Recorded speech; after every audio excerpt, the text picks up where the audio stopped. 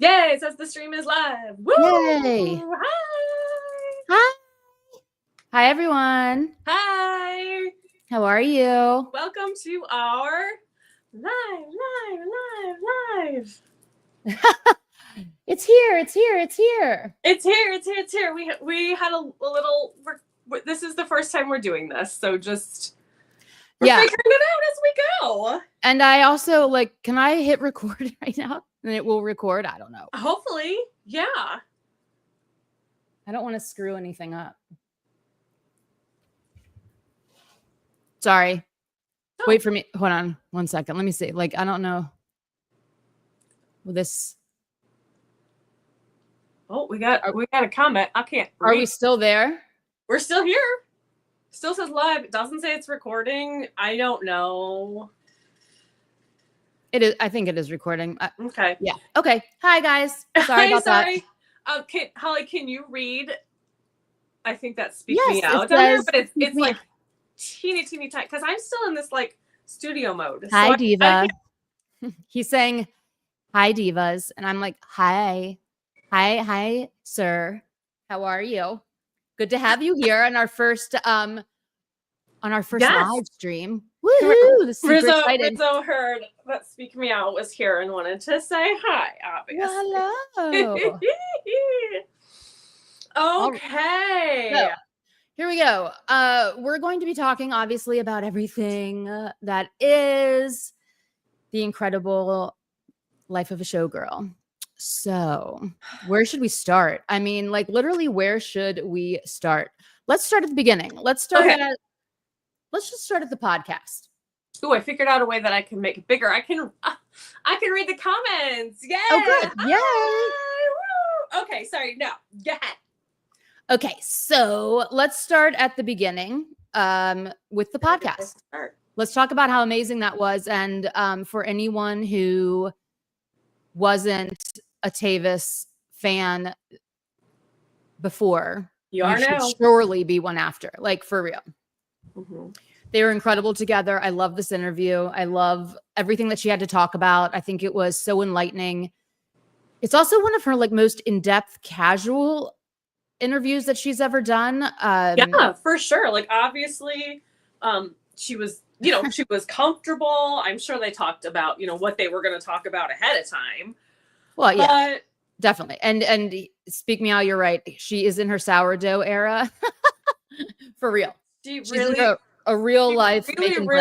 She really is. And they were so excited about it. I know. It was I want to try it. I'm not a sourdough person, but now I'm well, maybe the cinnamon one. That sounds amazing. Let's go.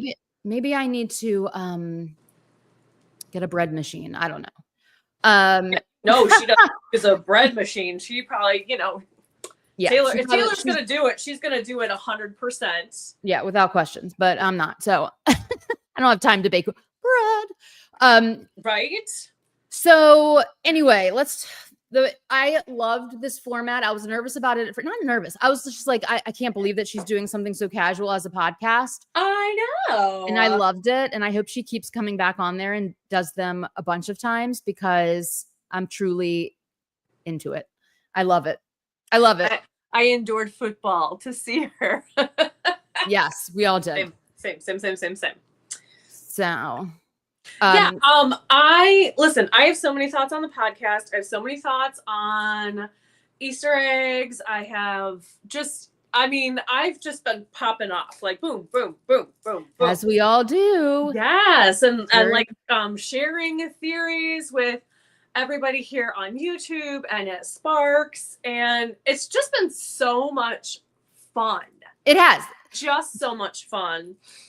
The joy of a new album release is quite literally the best thing ever. It's my favorite time of any year that this happens.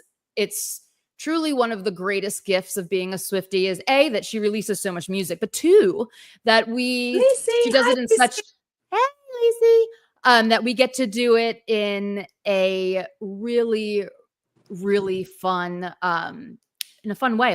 Sometimes, some artists just release an album and that's it, but we get this whole journey. Right. And I love that. Go ahead. And I love that the whole community is so incredibly invested in the whole experience. You know, I'm an anti-leak girl, so I don't like, for sure. I don't like being, I like the whole journey to unravel as Taylor designed it to, you know what I mean? I think it's so much fun that way. So, but I mean, there's some people that can't resist themselves, and that's cool. I mean, to each their own, but I mean, and these days, like with your algorithm, like your algorithm knows you're a Taylor Swift fan, so it's going to feed you posts, you know, that sometimes you see things and I have to see them, but there they are. I have to be careful on every social media platform besides Sparkx Fly, because I really don't like leaks. No, I don't. It's so disrespectful, and it's like, I don't know why somebody would do that. I mean, I do know, but it seems like, it's just, you know what I mean? It's not cool. Anyway, so thank you for complimenting my gems. They are falling off at a quick rate. I put like a setting spray on, and I think that just because I've had them on for like an hour to see if they would, but so we'll see. We'll see how long it lasts. I'll tell you a trick to that is eyelash glue. Well, I have worn these before, like New Year's Eve a couple years ago, and they were pretty much fine. And I don't wear eyelashes, so I didn't, you know, I don't have anything like that. But it was fine until I just did like I mean, I was really just doing setting spray for down here, but I think it got up here, and just we'll just watch as it the Duo Gel is the name of the eyelash glue that's super great for face sparkles, and thank you, Lacey. It's latex, so yay. Oh, okay. So it just sticks and it doesn't peel your skin off. So anyway, not much of a makeup like girly, like eyeliner is pretty much what it's going to be on a regular day for me. So this is, you know, once a year. Well, yeah. Well, then just saying, next year get some eyelash glue. All right. So what should we start talking about? What do you guys want us to answer? What do you want to know? I want to hear everyone's theories. Oh, I absolutely do too. I really want to start with the flaming heart, because that is the only heart emoji that has been used by Taylor herself, right? Taylor Nation. Now New Heights is using it. Yeah. This is the emoji for Showgirl. The orange heart emoji has gone away. As Holly would do. Where did it go? Where is it? It was never here. It's nowhere. It was never here. I know. It made the most sense at first, but obviously they don't. It's not the vibe. The vibe is almost like they know something. Sparkly heart. Yeah. Someone online pointed out that it is Chiefs colors, red and yellow. Yeah, that makes sense. I mean, and so I mean, for orange is blending of those two for all that matters. You know what I mean? Like, well, that's true. Good point. But like, I think it's also just to show like the true like passion behind the heart. It's flaming. Yeah. It's on fire. It's burning passion. It's incredible. So I'm very excited. Yes, we will definitely talk about Pinocchio, because that's the wigging out for sure. And we will do the track list. We might go like track by track. Oh, I think we should for sure. And just in case anybody is curious, we did check TaylorsWift.com and Instagram before we got on. Nothing happened. And I'm checking it right now. Timer went down. We do probably need to check Twitter though, because that's where they had the whole thing with the key. I know. I'm checking. I don't know what's going on with that. But yeah, the bookshelf. Oh, first of all, before we change over to like that, did you see what Travis wore to practice today? I did not. He wore a orange and green striped polo shirt. Oh, yeah, that makes sense. He's on brand. Absolutely. But I love it. Brand. I love it. He's along for the ride. He is completely on brand. He is a part of this album. He is, I mean, honestly, like a huge, I would say, central figure in the whole theme. He is the human exclamation point. He's the muse. He's the muse. He is the he makes everything brighter in a shinier color. Like that is what he is. And he loves being it. And she is in love. And we love, I mean, just like the most beautiful love too. So it's just been so great. It's been great to see comments from people saying, you know, I watch New Heights for the football and I don't consider myself a Swiftie, but now that I see them and their interaction and I see how she's down to earth and she's just this very normal person, I'm a fan. Absolutely. It's great. It's so great. And this interview was very reminiscent to me of the Fearless era. And I've missed these interviews that Taylor gave. They were so I mean, they really, you were just like, well, she's just a normal girl. She's just a normal girl. I mean, she's clearly not just a normal girl now, but like she gives that vibe so fully in this interview. And I loved it. It was just so great to see her in this format again. I cannot say enough about it. I'm just thrilled. I'm thrilled beyond measure for her. Do you think we're going to get more of these types of interviews? I do. To promote this album? I hope so. Yeah. I do. I don't think this would be a one and done. I think that she might just, no matter what's going on, be a part of his life in many different formats. I mean, I think that's what she was pretty much like showing us. Like, we are going to be doing stuff together. Yeah, I mean, especially the way that she's obviously so integrated into the family. Very close with Jason's kids. Oh yeah. I was very surprised that I couldn't tell if she was saying the first time she met Jason was at a Chiefs game. I wasn't sure if that was the first time she met his parents as well.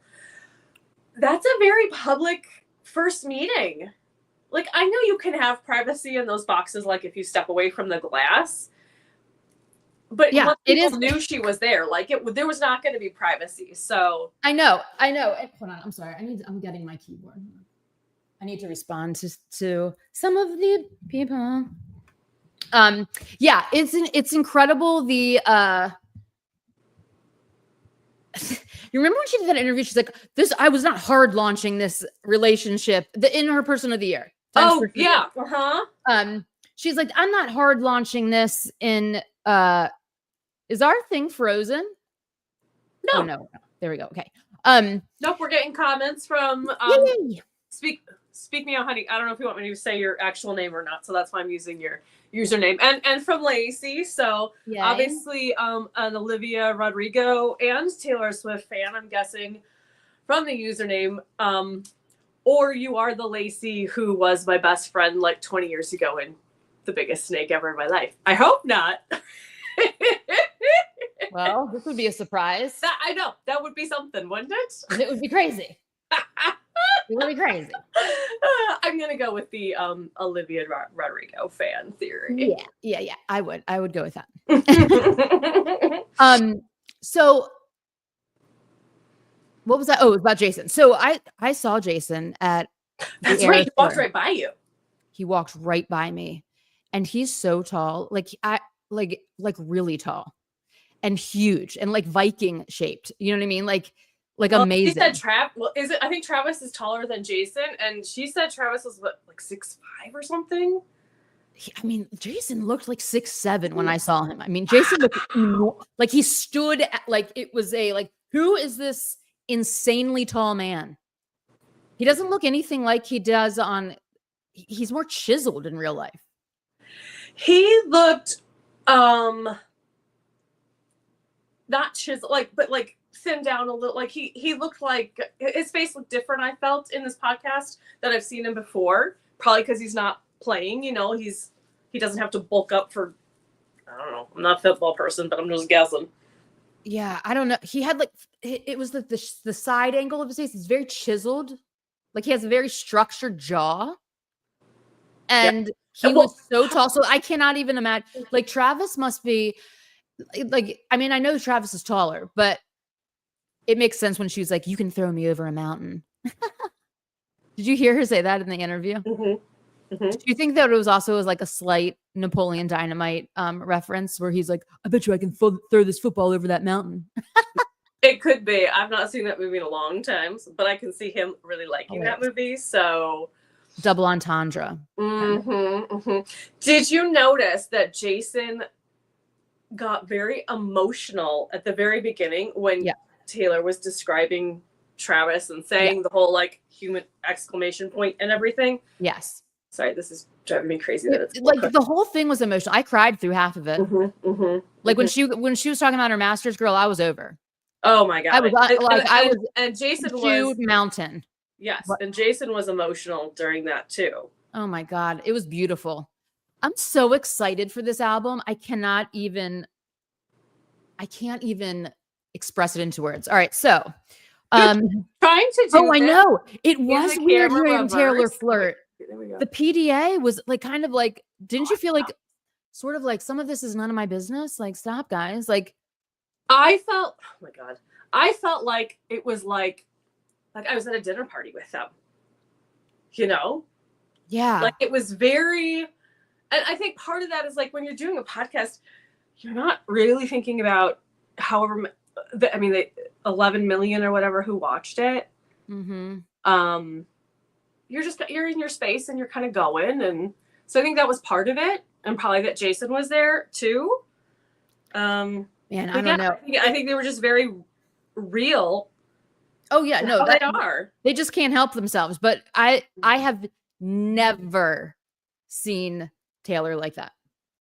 Yeah, never. It with anybody ever. Like it was like, "Sweetie, I love you." Blah blah blah. Oh, I mean, it was like what?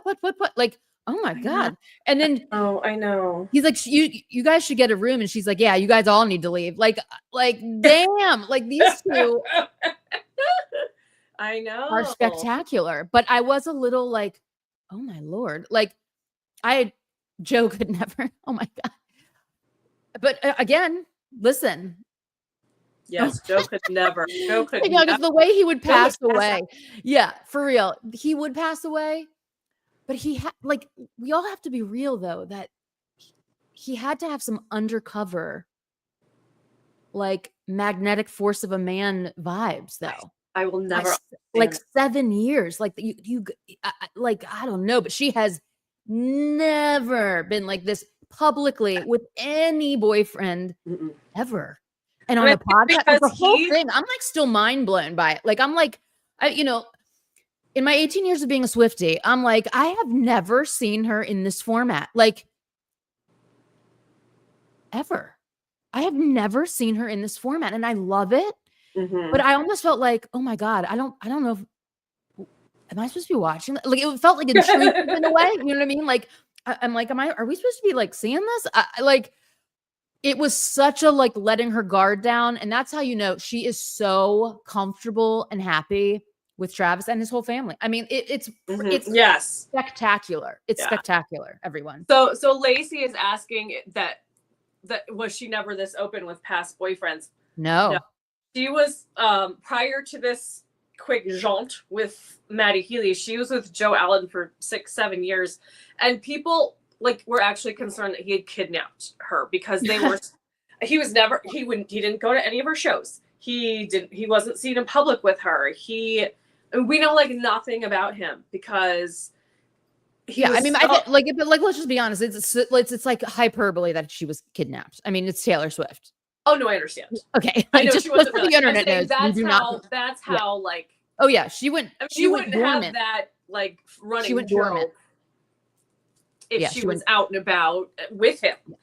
Yeah, she went dormant, hardcore dormant. And he was a non-player. Like he was a non-playable character, an NPC for sure. Like he just was never around. You know, she did have PDA. She had PDA from afar, with Joe Jonas and with Harry Styles actually, but not in Harry a little bit, not in this intimate, close on video. You guys are the focus point setting. I mean, it was just what it was showing is that this is just naturally how they are. Mm-hmm. And I think that's well, I think part of it incredible too is if we go back to pre-Joe Allen, the focus was so heavily, I mean, it still is, but heavily on who is she dating, how long she's been with so many men, whatever, ridiculousness. But I think that there was a very, I mean, she didn't want to feed into that, obviously. Like the song Slut. I mean, a lot of people were slut shaming her for, you know, being a young person dating several men and like not finding the man she was going to marry when she was 16, which is obviously ridiculous. But, so I think there was a very concerted, I'm not going to, you know, be all over my boyfriend in public. I think she had to kind of balance that a little bit. Hold on. Oh my God. Speak me out. The Connor Kennedy. Yes. Let's just, okay. That was a fever dream. That was a fever dream. I always forget it. Wait, hold on. It was one of my favorite moments when I was like, Taylor's totally unhinged right now, because it was like, I remember this so vividly because she's always been obsessed with like American dynasties and all of this. So yeah, I mean, the Kennedys, like, yeah, I mean, like that's like if we had a royal family, if we had a royal family, it would be the Kennedys. It would be the Kennedys, absolutely. Right? And girl, she dated this boy for like seriously like 5 minutes and bought the house next door to the Kennedy compound. And I was like, Taylor, do not move next door. I know, but I also think it's just like, I mean, as hilarious the Kennedys are, so is Kitty Bunkport, you know.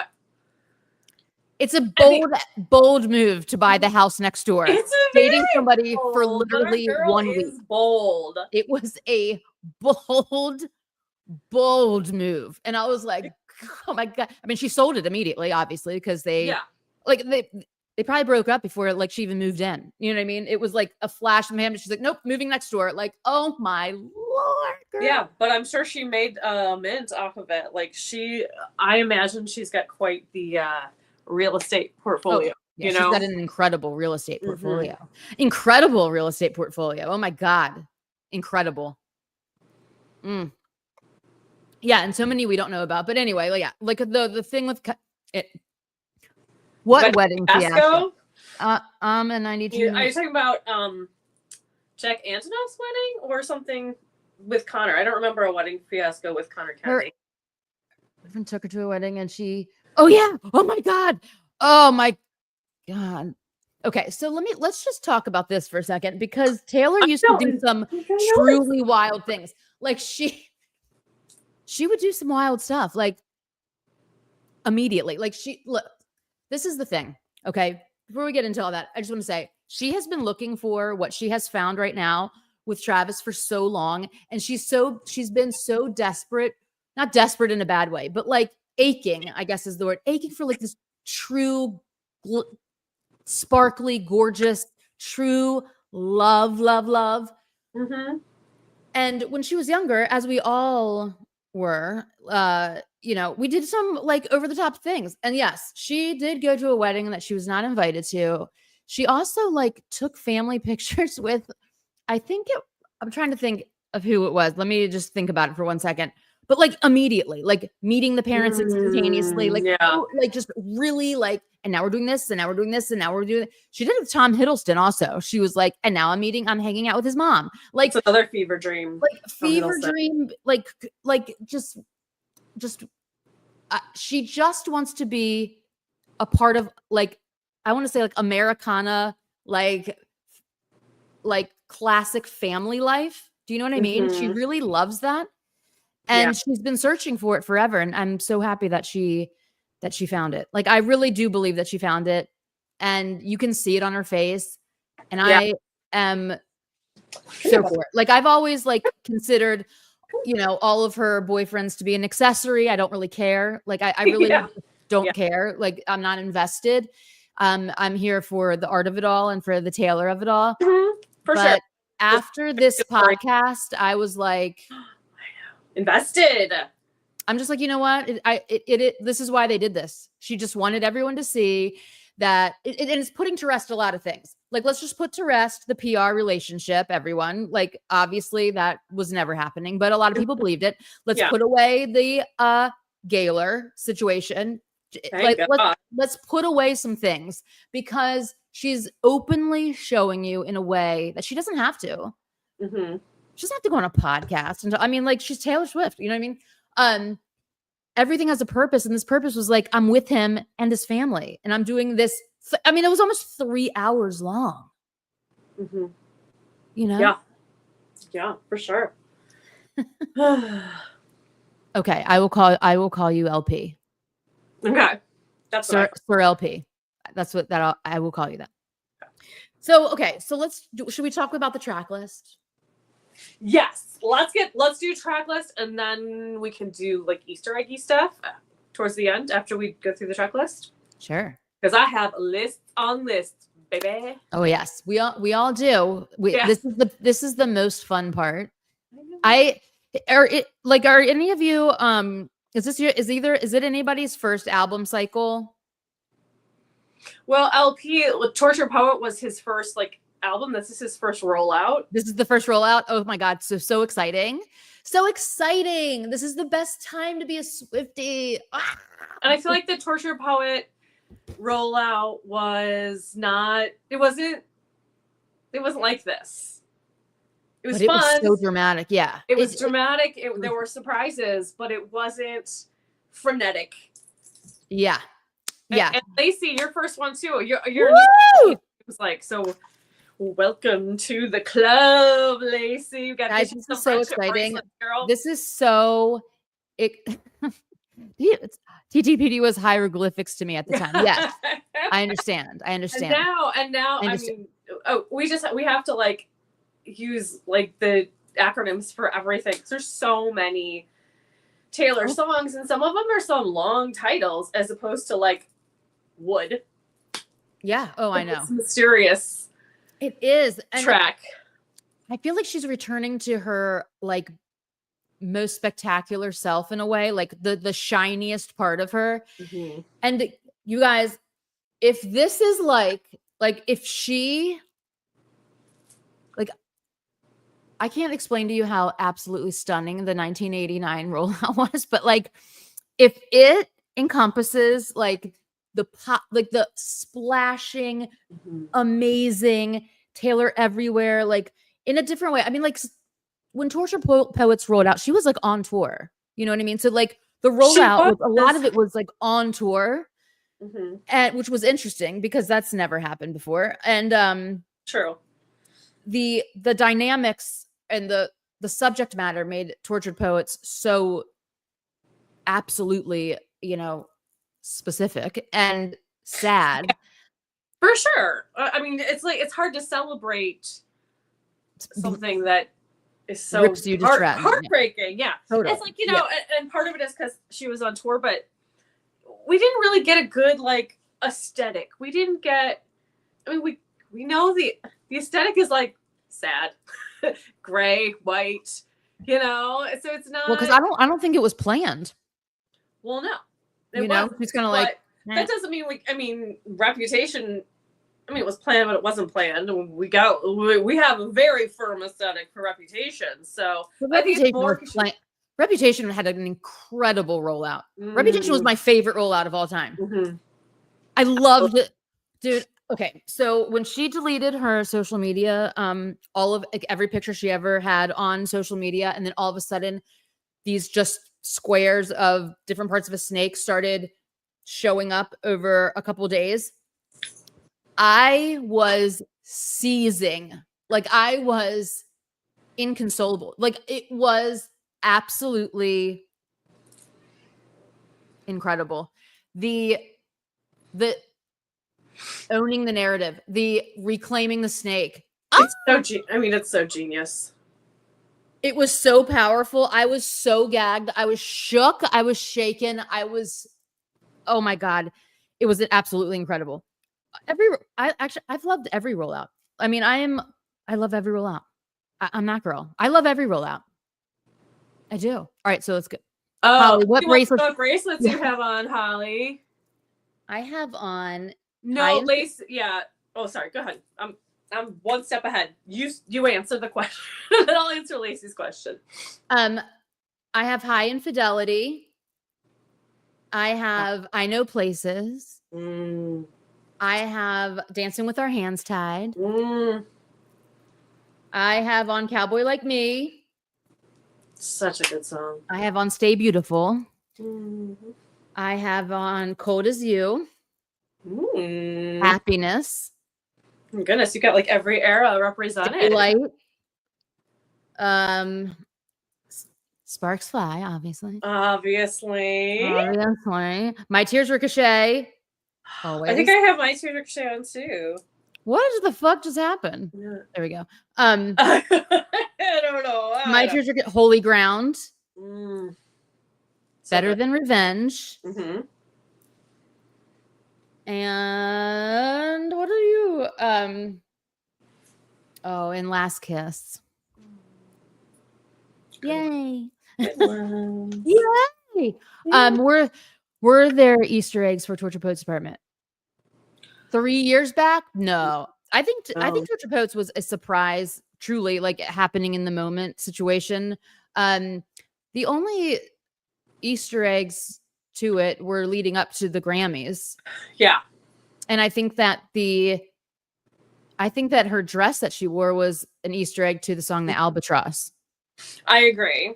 As soon as I started to listen to The Albatross for the first time, I was like, wait, she was dressed as an albatross. And I'm like, Googling, what does an albatross look like? Because like, I think it's like, I thought I knew, but I yeah, you don't see a lot of albatrosses, although I did when I was in Mexico, but yeah. And most people, when you hear like albatross, you think of like what it metaphorically means and not the bird itself, which is crazy that she dressed like that.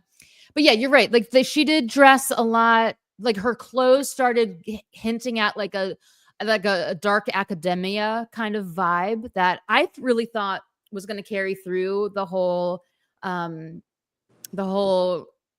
era, but it really didn't, because it's almost impossible to, because she was on tour. She had to switch up she had to go through every era, like every day. So that was like a difficult, that was a difficult thing to try to accomplish, but it was amazing. Torture Poets is one of my all-time favorites. It's truly amazing. Yay. Yes. All right. Love it, love it, love it. Yes. Me too. All right. So let's do this track list. The track list. All right. So number 1 is The Fate of Ophelia. I love this. Now, there are people conjecturing that the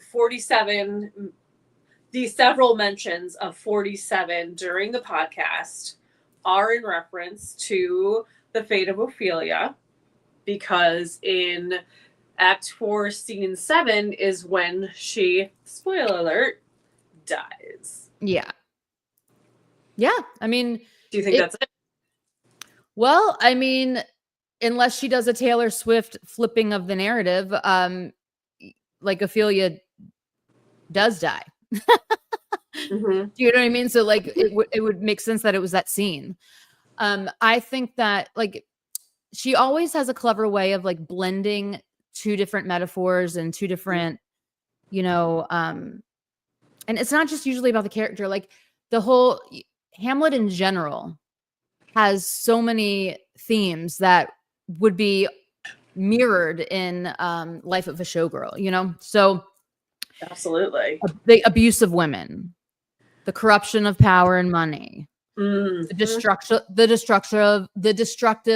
nature of love, gender roles, all kinds of public perception, like all of these things that societal expectations. And I think that she's really going to take The Fate of Ophelia. She's either going to flip it and somehow like not drown, but like she's going to tie it into songs that she left us with. I think this is very tied to Clara Bow. I think it's very tied to Mastermind. I think it's very tied to The Bolter. I think it's tied to so many things from the last album, and even from Midnights. I think that Midnights was supposed to originally lead into Life of the Showgirl. And so there's some Lavender Haze even has some Ophelia type vibes to it. Yeah, definitely. Melancholia, what are these roles that we're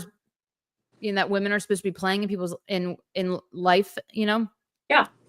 So I think that, I mean, I'll just like, okay, so I was telling you yesterday that I have this like weird thought that that this album goes in reverse, that it's the story from ending to beginning. And just from looking at the track list, I'm like, it probably like maybe it starts with the life of the showgirl and it ends with the fate of Ophelia, because it would be a full, it's kind of weird that it starts with the death of Ophelia and then goes into it ends with the life of the showgirl. It's just an awkward thing, but yeah, who knows? Who knows? Yeah, because we don't know how she's gonna like play it. We don't. Sorry.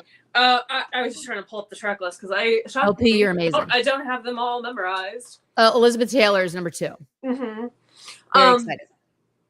I was gonna say something else about Ophelia, but I don't remember what it was. And if I remember it, I will gladly tangent us into it. Elizabeth Taylor. Very excited. I feel like we did talk about that one quite a bit the other day. I think it's going to be really interesting and how this is framed, because Elizabeth Taylor, obviously the ultimate showgirl, known almost more, like, I don't want to say more so for her personal life and her love life than her on-screen life, but I mean, it's damn close. I mean, her love affair with Richard Burton is like, what I mean, it's legendary. It's truly is legendary, not momentary. Yeah. Very toxic, very, very toxic, very sad. I mean, I've read a couple books on Elizabeth Taylor, and just a heads up, I'm a huge biography nerd. I've read over 2,000 biographies. Oh, wow. Like easily. But the Elizabeth Taylor ones are so sad at the end, because she just never got over it. And she had like a love letter on her nightstand from him when she died. Did you know that? She like kept it. I did not know that. A letter like the necklace for Actually Romantic? I think Actually, well, I think that's just going to be very could easily be. Absolutely. I mean, there's a lot of like similarities, I think that Actually Romantic is going to be something Travis actually did. I think it's going to be I think that's going to be a like, here's what you did, and it was actually romantic. I mean, that's the most like obvious, but I'm trying to look at less obvious possibilities, because and I think Taylor doesn't do obvious a whole lot of the time. Well, it depends. I mean, so back to Elizabeth Taylor, because I think this is the side that she's going to pull from, is that as beautiful as Elizabeth Taylor was, I think that's what the violet eye gem, like the eye, it's like the violet eyes. And that's the perfume one, which obviously Elizabeth Taylor had an incredibly famous perfume. The same commercial. I mean, I can quote the commercial. Oh, absolutely. We all can. It's so famous. So absolutely. Yeah. And like all of her perfumes were like sort of named after gems. Like there was like white diamonds and like rubies and something like a ton of.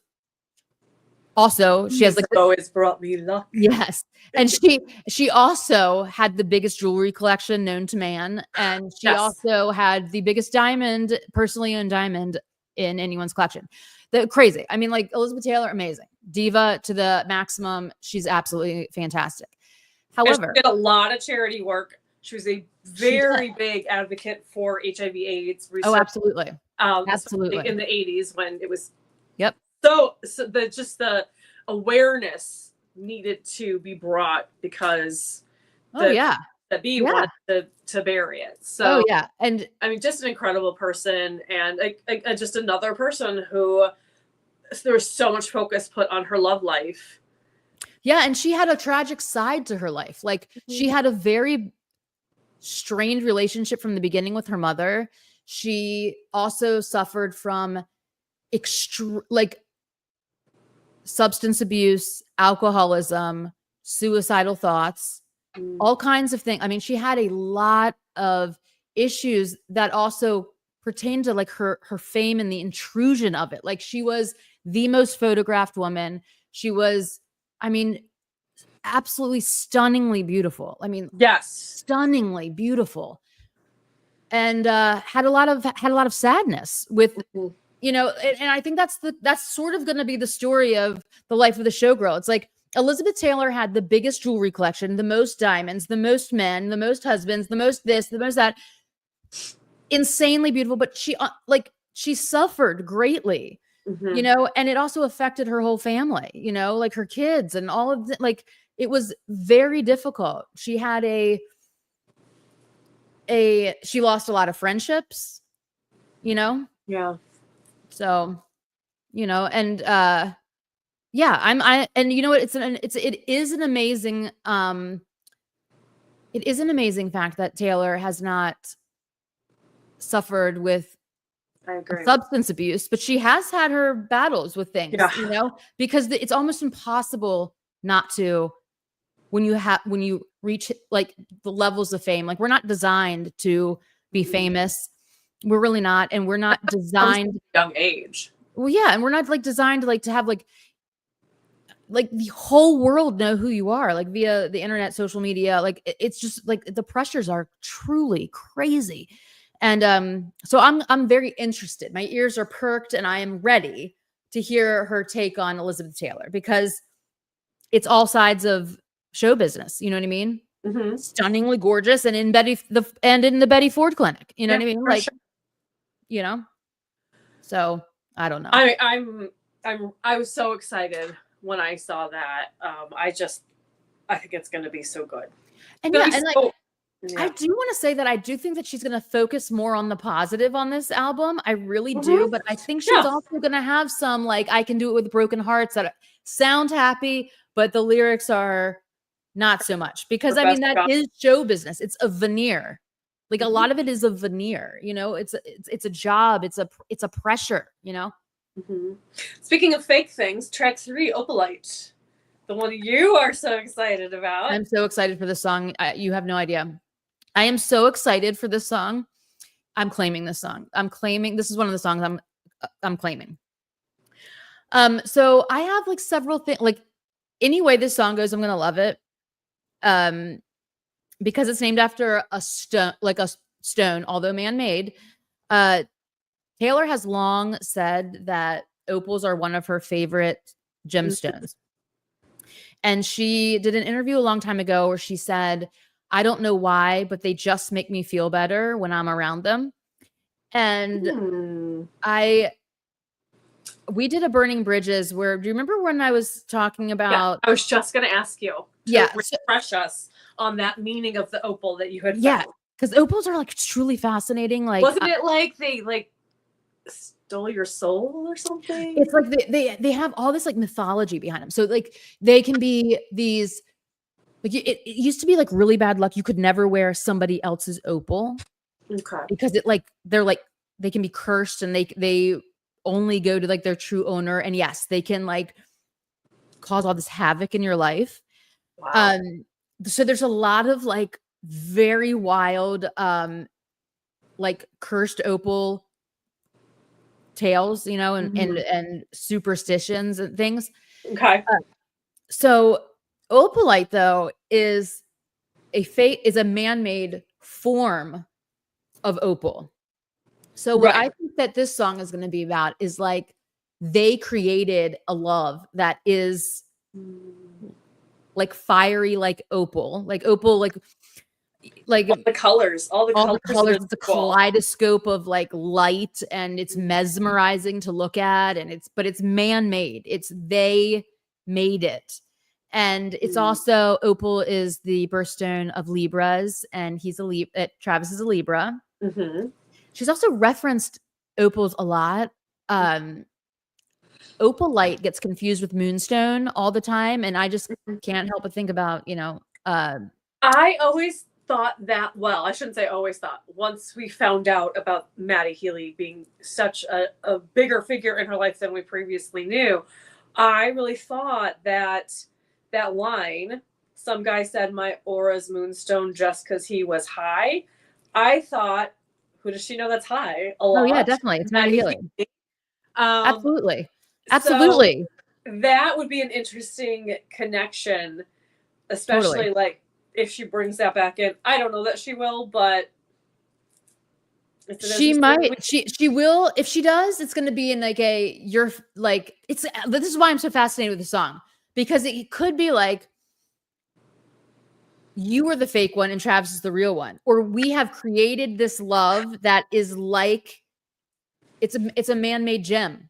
It is it's like their form of alchemy. Like they alchemized this, like they created it together. Like together they are lightning in a bottle. I think that's why she said that in the podcast, is that it's the answer to the prophecy, you know, thought I caught lightning in a bottle. And now she actually did. And I think that's super great.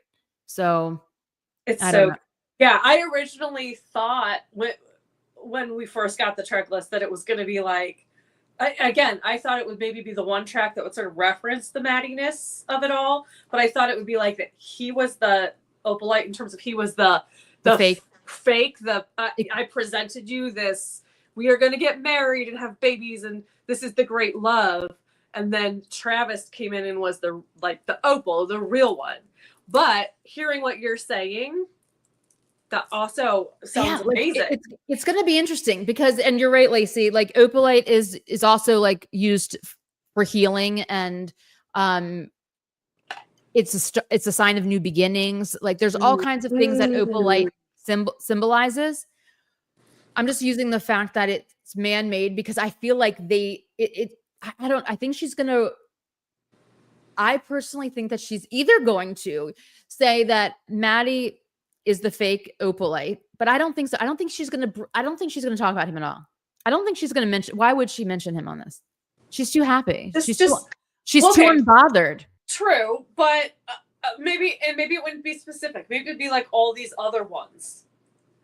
You know, like the blokes warming up the bench, in a sense. That I'm not saying, but that type of a lyric, like all the ones that came before you were Opalite, but you are opal. Yeah, something to that effect, obviously. I think it's going to be like this.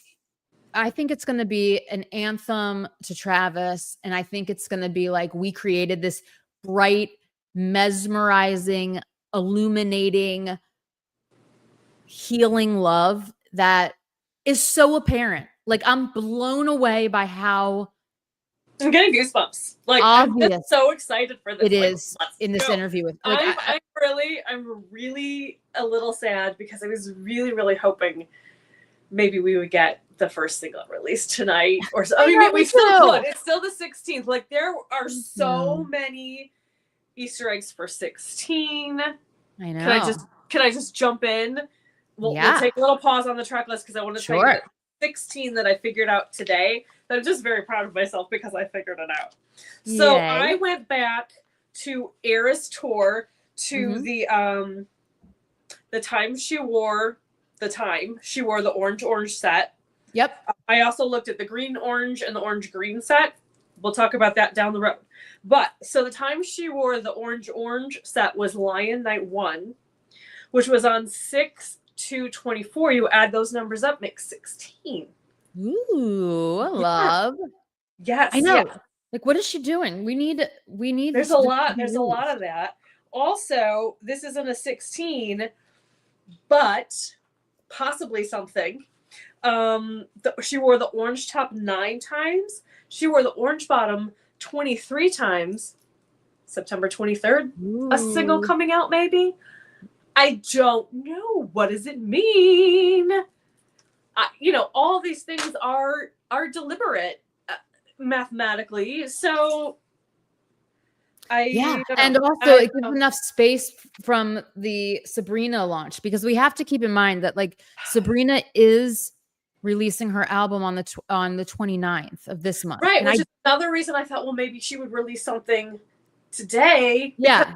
That is, it's like it's 2 weeks. It's either going to be like the 16th or like sometime in September. You know what I mean? Yeah, I the more I think about it, the more I'm like desperate for her to just release. I just want a single before the Grammy deadline, because then she gets a Grammy nomination. Obviously she does. So she sews up to the Grammys. So we get an amazing outfit that's probably an Easter egg, because Grammy outfits often are. Plus, then do we get a performance of the title track with her and Sabrina performing? Because, you know, Sabrina's probably going to get a nomination too. So then they perform, even if that's not the single that comes out and that's not the song that's nominated, doesn't mean they can't perform it. Because you can perform whatever song you want at the Grammys, you know? Do we have all the info? I'm not like I don't follow Sabrina like I do Taylor. What the fuck is and do we know everything about the track list on her? Has she released? She has like, released the track list. I happen to watch. If there's features on it? To my knowledge, there are not. I happened to watch her Lollapalooza performance, and at the very end, after she left the stage, on the screens was the like flash the names of the tracks, and I guess they were in reverse order because maybe they had already come out. That I'm not sure, because I was like, oh, this is a big thing, but I guess it wasn't as big a thing as I thought. But if none of those said like featuring anybody, they were just the names of the tracks.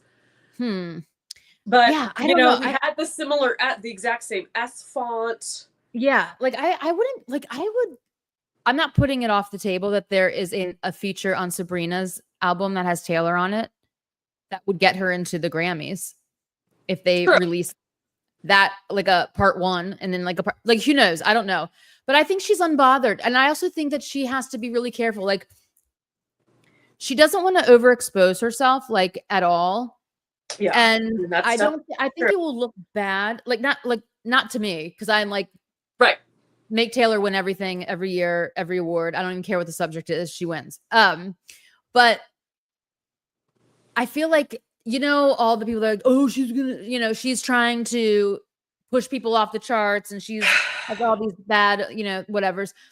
I think that it would be wise of her, like, if she wants to avoid that, like, she's gonna wait till after. But if she doesn't give a shit at all, like, if she's just like, whatever, I'm doing whatever I want, she's gonna release. I mean, if she really cared that much about being overexposed, she would not be releasing this album already. You know, like, oh, she would do that. Clearly, it has been planned for a very long time for this announcement to be on the 14th. So her hands were a bit tied, but I don't know. Yeah, like, oh my God. If she did a Latin pop album, I would die. I would literally. Oh my God. I mean, we know she's pretty good at languages. She picked up the language in every tour stop she was to at least be able to say, you know, welcome. And that's not that's easy. A vibe from her that I didn't realize until this second that I absolutely must have. Damn. Adding it to the list. I'm adding it to the list. Oh, what? The Latin pop is what you need? Yeah. Yeah. I'm also crazy, or all the young people, all the pop stars trying to copy Taylor. Oh, I know. I don't remember people rolling out albums. But you know, they're definitely like, they're doing Easter eggs, they're doing eras, they're doing aesthetics. And at first I was like, come on, you know, Taylor did it first, you know, like Simpsons did it first. But so many of these pop stars are friends with her and like, or were friends with her. We don't know. And I love it. I love that they like are learning lessons from her. They are seeing her success and they're saying, yeah, let's do that. We're not gonna, it's like less competitive. It's like, we're all on this boat together. And what's that phrase? A rising tide raises all the boats, lifts all boats, right? Yeah. I love it. I think it's great. I think it's so fantastic. And it's, again, she has set the standard, and those of them that are smart enough and brave enough to do it. Like, their managers, like, we need to hop on this business model. Mm-hmm. And this is the perfect time for me to plug this book. The only male artist I know of that's even sort of coming close to doing to trying to echo that, maybe Harry Styles a little bit. Kendrick Lamar, Kendrick Lamar, Kendrick Lamar, Kendrick But Lamar. does he do like eras and Easter eggs and that Kendrick kind of stuff? I mean, Lamar. I'm not saying like who's an amazing artist. I'm not talking. No, I'm saying Easter eggs. Kendrick Lamar. Okay. Kendrick Lamar. Kendrick Lamar. Yes, he is a wild Easter egg super planner. He is crafty. I am a diehard K. Dot stan. I know.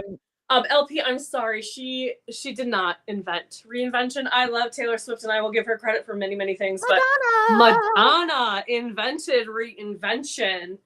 And she really did invent the era. She just didn't call them that.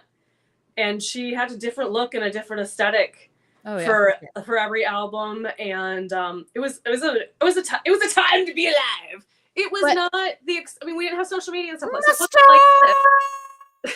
I was at the store yesterday and I saw there's like God, I love it. It's actually called mustard.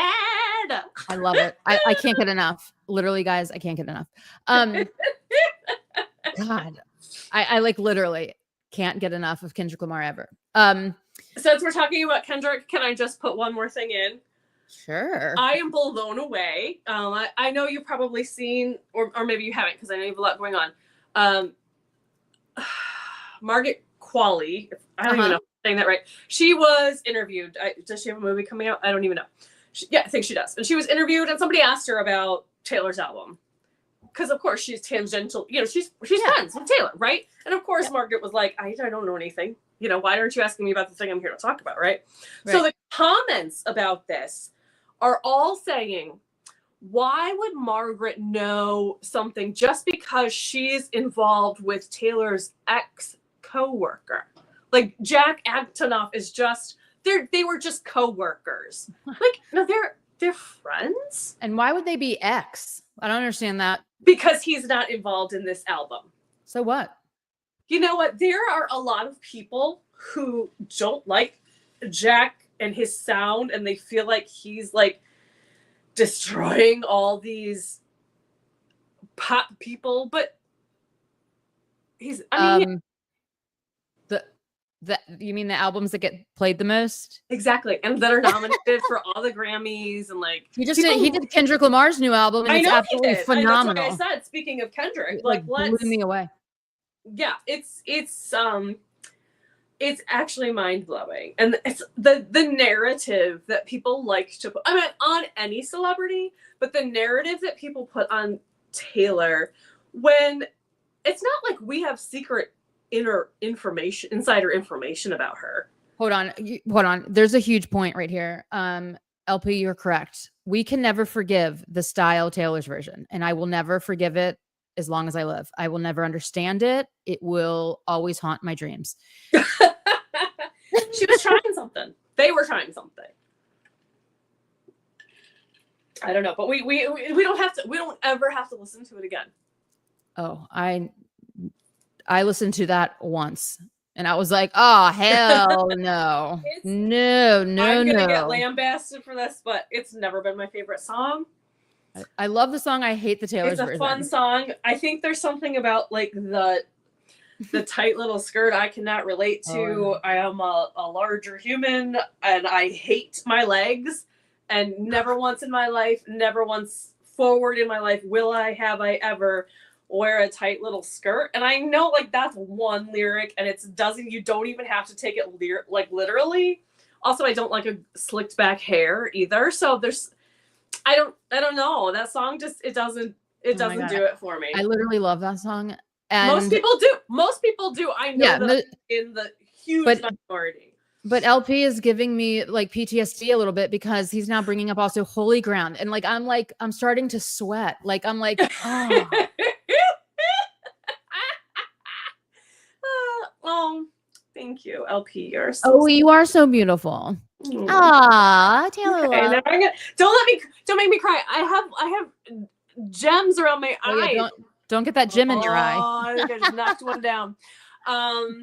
Yeah, somebody sent me a DM like after I just put these on, and it was very, very sweet and emotional. And normally I would have cried, and I sent them a picture. I'm like, you can't make me cry right now. Look at all this stuff. I cannot cry. I've got gems on my face. I am literally bejeweled. There's no crying in Bejeweled. I know, Like, I period. know. Yeah, so and I could get on a whole thing about Bejeweled. That I love that song. There's a line in it I love. I love it. Can we do it? Can we just go? Can we just go on tangents? Is that okay? Yeah, we can do whatever we want in my world. Okay, I don't know. actually, are we timed? Do yeah, they throw we're us at off? an hour right now. 59. Yeah, but do they throw us off? I feel like they throw us off at like 2 hours. I guess we'll find out. Okay, so one of the things that I love about Taylor Swift is much like in Hamilton, like where like a comma is a flirt, you know, the punctuation of Oh yeah. No. I don't remember. In Bejeweled, do you have a man? I don't remember. You can hear that two different ways. I don't, remember, question mark, or Yep. I don't remember. I don't remember. And it's so different of a meaning. That's called queen shit right there. That's queen shit right there. And just in case you think that is an anomaly, in 7, I reached my peak at 7 feet. Or in the swings, okay, so the comma there, or I reached my peak at 7 feet in the swings. I know. How do you do? How? I don't know, but we can't really talk about Cardigan without me starting to cry. It's one of my favorite songs of all time. Lacey, it's epically beautiful. So many songs are about Maddie Healy. It would blow your mind, and we didn't know. We did not know. I mean, she gave us she still says it's about folklore. Oh, it's about people I made up. It's stories I made up. And Lacey, did you know that Joe Alwyn like helped write Betty? Like, I mean, and it's about Betty. We helped. Mm-hmm. We don't know the extent. We don't know the extent. But I think this was just giving him a star on his chart. About it in the Long Pond studio sessions. Yeah, something happened. Yeah, I have questions. I've got questions. I just don't believe that happened to the extent that it did. In a way, I just don't. He won a Grammy. He won a Grammy. Our theory is that she was kind of. She gets like in a sense. Definitely, she's like, here. Let's just. I heard you whistling in the kitchen, like cutting vegetables. Let's put you on this album, babe. You know what I mean? Mm-hmm. So I don't know, like maybe or maybe not. Maybe I shouldn't say that, but I don't like whatever. There's so much complexity in that. Won the Grammy. They gave him a trophy. What? And we'll do that. We'll do a whole episode on the love triangle, and like I am at the point where I have thought through this story of James and Betty and Augustina like so much. I could write a novel. Details, like have it in detail. So we will do a separate episode on that, and let's try not to go down that road because it's God tier level. It is God tier, but like, oh, hold on. So I just need to get this off my chest though. Because like, Lacey, we're dropping secrets for you, babe. I have like so a pity Grammy. It is a pity Grammy. It's a pity Grammy, and everyone knows it. It's a pity Grammy. I hope she took it back and was like, "It's actually mine. Thank you." You didn't do shit. No, I think she was like, I have this many Grammys. Have yours. Have your one. It's the only award you're gonna win, babe. You're not gonna win an acting award. You're not gonna win anything else. Well, he might. Well, yeah, but we don't know. Like we don't know because he's not in anything. Listen, like we really don't know. Maybe.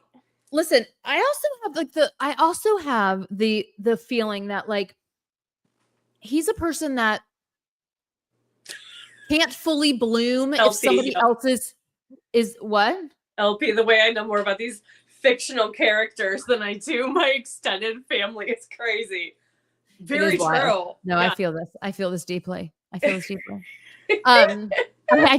this very deeply. I don't know. I feel like Joe might be a person who can't flourish when there's somebody who is so spectacular in the room. Sure, but he's been without Taylor for over 2 years now, and he's not doing anything. I think he's just like whatever. Like, do you know what I mean? I think he's just cruising. Well, like it's not Taylor style. Like this is it's just he's comfortable.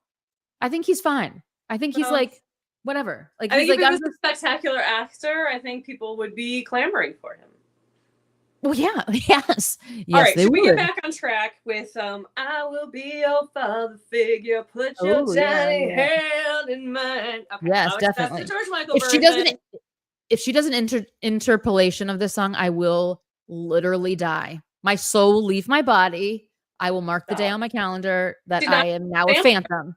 but if she was gonna sample anyone, like, okay, I feel like Listen Without Prejudice Volume 1 is one of the best albums I have ever heard in my life, and most people don't even remember it happened.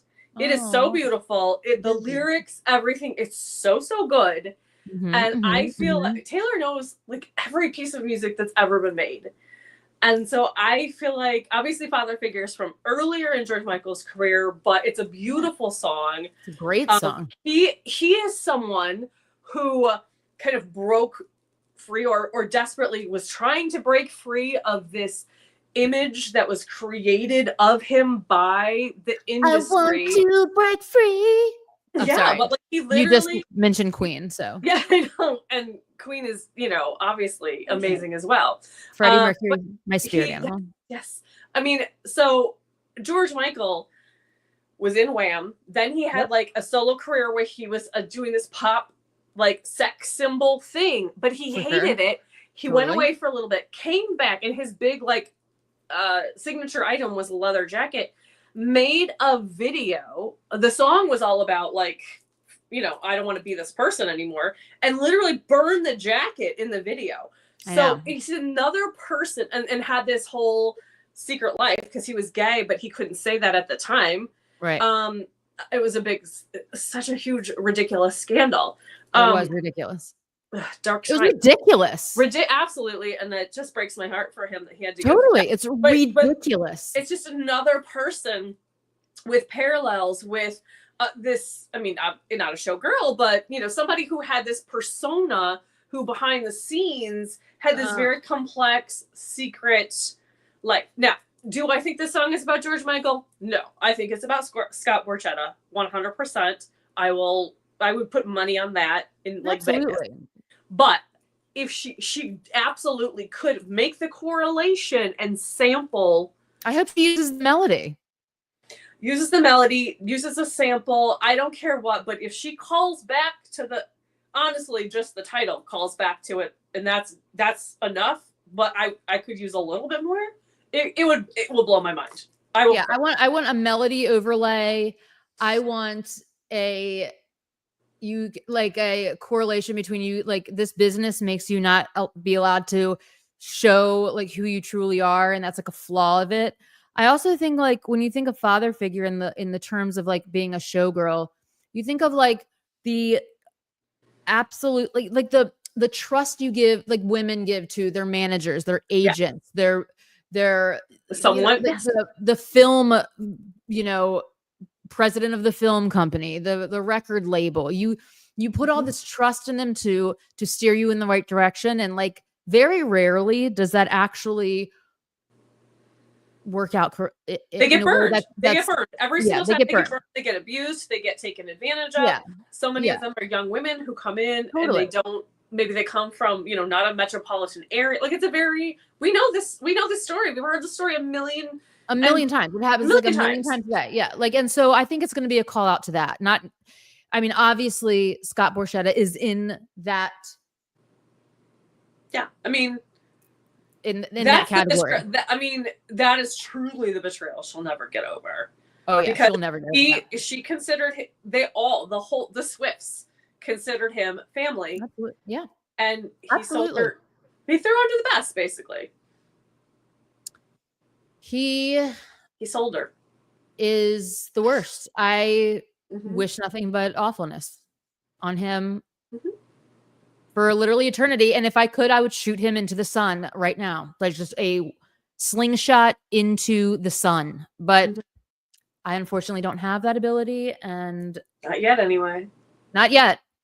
But damn it, if I do get that, he's the first ticket to the sun. Is he really the first, Holly? Think of another orange creature. There's another orangey that there is. Yes, there is somebody else, but he's a top 5. He's top 5. Top 5. He's definitely top 5. Okay. Top 5. And now we go to track number 5. The one I think that has been talked about maybe the most, at least in my socials, is Eldest Daughter. I'm very excited about this one. I secretly want it to be about Meredith. I know it's not going to be about Meredith, but that would cat? Yeah, that's her eldest daughter. What would the lyrics be? I'm just curious. I don't know. Meow, meow, meow, I mean, it's a pop song, so doesn't have to be like super serious. I don't know. Yeah, I don't. This one, I don't know, because she's not an eldest daughter. She's the eldest child. She's the eldest child, but that's a different and she's a daughter. Dynamic, I guess. You're an eldest child. I'm an eldest child. The same as an eldest daughter? I consider myself mostly an only child, because I was like, my brothers are so much younger than me, but like, yeah. I would like, if somebody said like eldest, I know it is weird. It's a weird phrasing of it. So I'm interested. Like, it's probably going to be a point of view of a set of sisters, and one like has all the responsibilities like an elder. It's going to be the birth, like it's going to be like the characteristics of like birth order, but probably also in the perspective of like, if you look, like I've often thought about this very odd part of Taylor's life, and I mean, I don't know, this is just who I am, but like, how does her family relate to like the pressure that she puts on herself, the responsibility? Like, everything that she does is a make or break of, you know, like her, everyone in her family works for her. You know what I mean? Mm-hmm. They're all in this. If something happens to her, what would happen? Like, there's so much pressure. I am sure there is so much pressure, not deliberate, not that her parents are like, I mean, it's not like they're her. It's just internal pressure. Yeah, what? I'm gonna say it's not like they're financially dependent on her. I mean, Scott was a right. No, I'm not saying that. I'm not. Broker. Yeah, I'm not talking about financially dependent. Although, I mean, sure, it doesn't hurt. But he also spent a shit ton of money to get her to. Oh, absolutely, he did. I mean, so anyway, like everything that they're used to at this current point, is because of her. Listen, she has the most incredible family. And Lacey, I know you asked about this earlier, and I didn't get a chance to respond. Yes, her parents are amazing. She's an incredibly good relationship with her brother Austin. Her best friend Abigail is the person that's sung about in the song 15. They have been best friends since they were 15. She has an incredibly solid, loving base that she comes from, and I don't think that you get to be Taylor Swift without that. Right, but that does not take away the internal dialogue of pressure. No, absolutely, because you know what I mean? those of us that put that pressure on our, I mean, it comes from within. We're born with that. And like when you're like, well, what would happen if, you know, something happened to me? And but you know, she's already like she is never going to be someone who goes bankrupt or gets swindled. Like she knows how to deal with money. Again, her dad was a stockbroker. Like, you know, it's all put out. It's all like she's got safety nets and all that kind of stuff. Because I don't.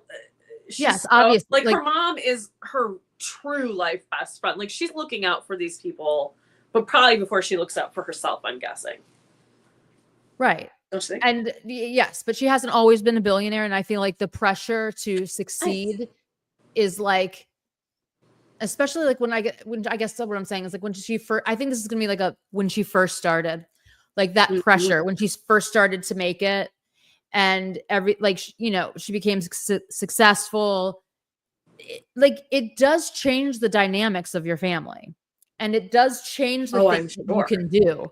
And there's probably a lot of guilt in a lot of ways that like, yeah, I'm worth $1 billion, but like my brother can't go just hang out, like can't do normal shit. Like my mother can't. They have to have all this protection. I have to have like guards for them. I have to have security. I have to have all these things, all these additional worries. Like I have to drive around in bulletproof cars because I have stalkers. And that is like, even though it's contained, it's still internal pressure. Like, what if something happened to me? How would I, like, what would my parents, like, if a stalker killed me? Okay. Yeah. It's like, it's all of these dynamics of like how my fame has, I mean, that's what I'm thinking it's going to be. It might not have, it might be about some like made up shit. You know what I mean? Like three sisters we don't know. Yeah. Who knows? Maybe it's about the Haim sisters. Who knows? It could be. I desperately want Andrea Swift to. I want her to write a parenting book. Honestly, she's got to have the best stories. I want everybody to write a book. I want Abigail to write a book. I want Trey to write a book. I want everybody to write a book. But the one I would want the most that would be not from Taylor would be her mom. Oh, absolutely. I would finish it in one night probably because I don't absolutely. I don't think she ever will though. No, I don't think she will either. Unfortunately, I wish she would, but I'm like wondering if Taylor will ever do a memoir. Listen, it needs to happen, and it needs to happen like before I pass from this mortal coil, because she's younger than I am, and I worry she would wait until she was, in her 70s or something, and by that time, yeah, I will not. I don't think I'm gonna make it that long. Maybe, yes, but I don't know if I'll be reading books. Maybe somebody will have to read it to me. I don't know. Lacey just said, she said it was behind the scenes from the Eras Tour. So I think it'll be current stuff. Yeah, absolutely. And I think a lot of it, like, I think a lot of these things can relate to the Eras Tour because, I mean, just look at, like, I'll tell you something that, like, really shocked me. Like, it was a real revelation to me. There in the I Look What You, in the I Can Do It With a Broken Heart video, she does her like stage jump and she is under the stage in that little, looks like a little roller coaster zippy car, and her bodyguard is right next to her, right there. The whole, I mean, that is like so much protection. It's so insulated that, like, I think that she probably does carry a lot of like, I know that they're proud of me. I absolutely agree with you, but we also have to keep in mind this is a pop album. This is fun. So it might be like I'm the best first child that's ever lived. Like, this Who is knows? you got the best human that's ever been born. You know what I mean? Like it could be. I don't know. Like, yeah. But she can also put some like deep shit into an awesome beat. So I don't know. And I saw, and she will, and I love it when she does. Okay, number 6. Hold on. Oh, I'm manifesting the slingshot also. And somebody, I don't know who asked me, but like something about the track 5 from 1989, and it was all you had to do was stay. And so that makes sense. Pop, like, got me in the banger. Oh, banger. The track 5. The track 5 banger. Okay, wait, no, because how did I not think of this? I was trying to do Swiftie math, and math is not my strong suit.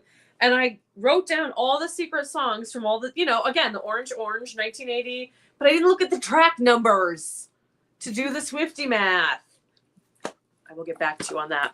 Well, I'm saying is, like, all you had to do is stay is heartbreaking. If that was like acoustic piano, it'd be sad as shit. But like, it was Mac Martin awesomeness, and so it's a banger. Still, it's a sad message. You know what I mean? So who knows? Like, Taylor might be like, this whole thing's gonna, like, I mean, it's Taylor. She's amazing. I don't know. I cannot wait. No. All right, so number 6, ruin the friendship. I think this is a red herring. I think this isn't going to ruin the friendship. This won't ruin the friendship. This didn't ruin the friendship. But she knows what we're all thinking when she puts out a track that says ruin the friendship. I'm conflicted on this one. I'm conflicted because it's not going to be an on the nose, it's about this person. No. But again, it could be about several. I mean, if it is actually about a friendship being ruined, we got lots of options.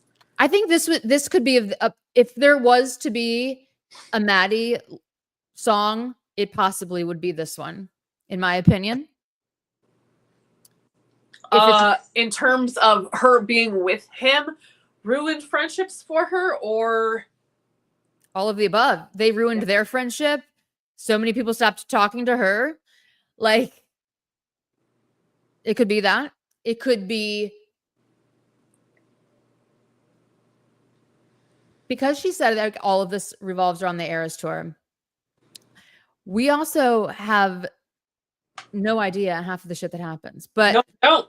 I would say that show business is very cutthroat and it's very facade and it's very like, I can't believe this ruined the friendship, our friendship. Like show business is horrible. Like it's the toughest. It's the toughest. That's showbiz, baby. Huh? That's showbiz, baby. That's showbiz, baby. Absolutely. Like I said, like the title of this reminds me of the musical Chicago, where it's like, I can't work with you because I hate you. And Thelma Kelly is like, well, there's only one business in the world where that doesn't matter at all. And it's like, right. So we can share a stage. I mean, there's several things. I don't think she's going to absolutely call out somebody, but there's been some multiple people that there's been some incidences with. You know what I mean? Yeah, maybe it's you tried to ruin the friendship, like her friendship with someone else, and someone tried to ruin Yeah, I mean, it could be a story we don't know. Yeah, or just a viewpoint that we're like, oh shit. I mean, I hate to bring this up, but like I just will because I'm like, I have the Swiftie Zoomies, so I just have to. But like, look at the time when during the Grammys, look at the whole Lana Del Rey drama. Look at the Boy Genius drama. Look at the Jack Antonoff drama. Look at the Lord drama. Look at the Maddie drama. Look at the Joe drama. This could be even a callback to Joe. Like, I didn't want to ruin the friendship that we had, and now we did. And like, I mean, it could be like so many things that are going through her head. And memory, like it could be something we have no look. I mean, Blake. I mean, you keep wanting to say Blake Shelton, and that just I was about to, but like it could be Blake. It could be. It could be an annoying thing. It could be the Travis starting with the friendship bracelet. Although they were not friends though. Like they were never friends. Dating. They met with the intention of he wanted to date her. So I don't know about that one. Could be wrong. Yeah, I mean, like honestly, they could have been hanging out for. Who knows? The thing that's weird is like I'm only going off what they said on the podcast about like how her dad. Did you know that her dad was the one that like basically introduced them? It's crazy. Yeah, I didn't know that. I love it. I love it. Can I just say, correct me when she said that after her dad's surgery, he was still trying to give out pics to people and look. Because like that is the magic. That's the one story that at least that I have heard so many times about anybody who ever encountered him. Totally is the pics. I mean, Andrea too, and they both they love to give out this stuff. God, they're just such wonderful people. They're totally awesome. But like her dad is always with the pics is what I always hear and I always think of, and him just like always having them in his pocket. I know, I love it. Even when he's having quintuple bypass surgery. I love before you put me under, take this pic. I love it. Oh, I totally love it. You know, love it. Yeah. So okay, we're getting so like I can't believe we're like only at track 6. So let's jump to track 7. Actually romantic. Yay. I think this is gotta be a Travis song. This is a Travis song. Yeah. This is what actual romance is. Yeah. And it's going to be something personal to her that I never thought it was. She's written all these songs about what she thinks romance is made of and what it entails. And what she's found out is what's actually romantic is blankety blank blank. And it's going to be in this song. That's all I can like. That's I have a side question for you.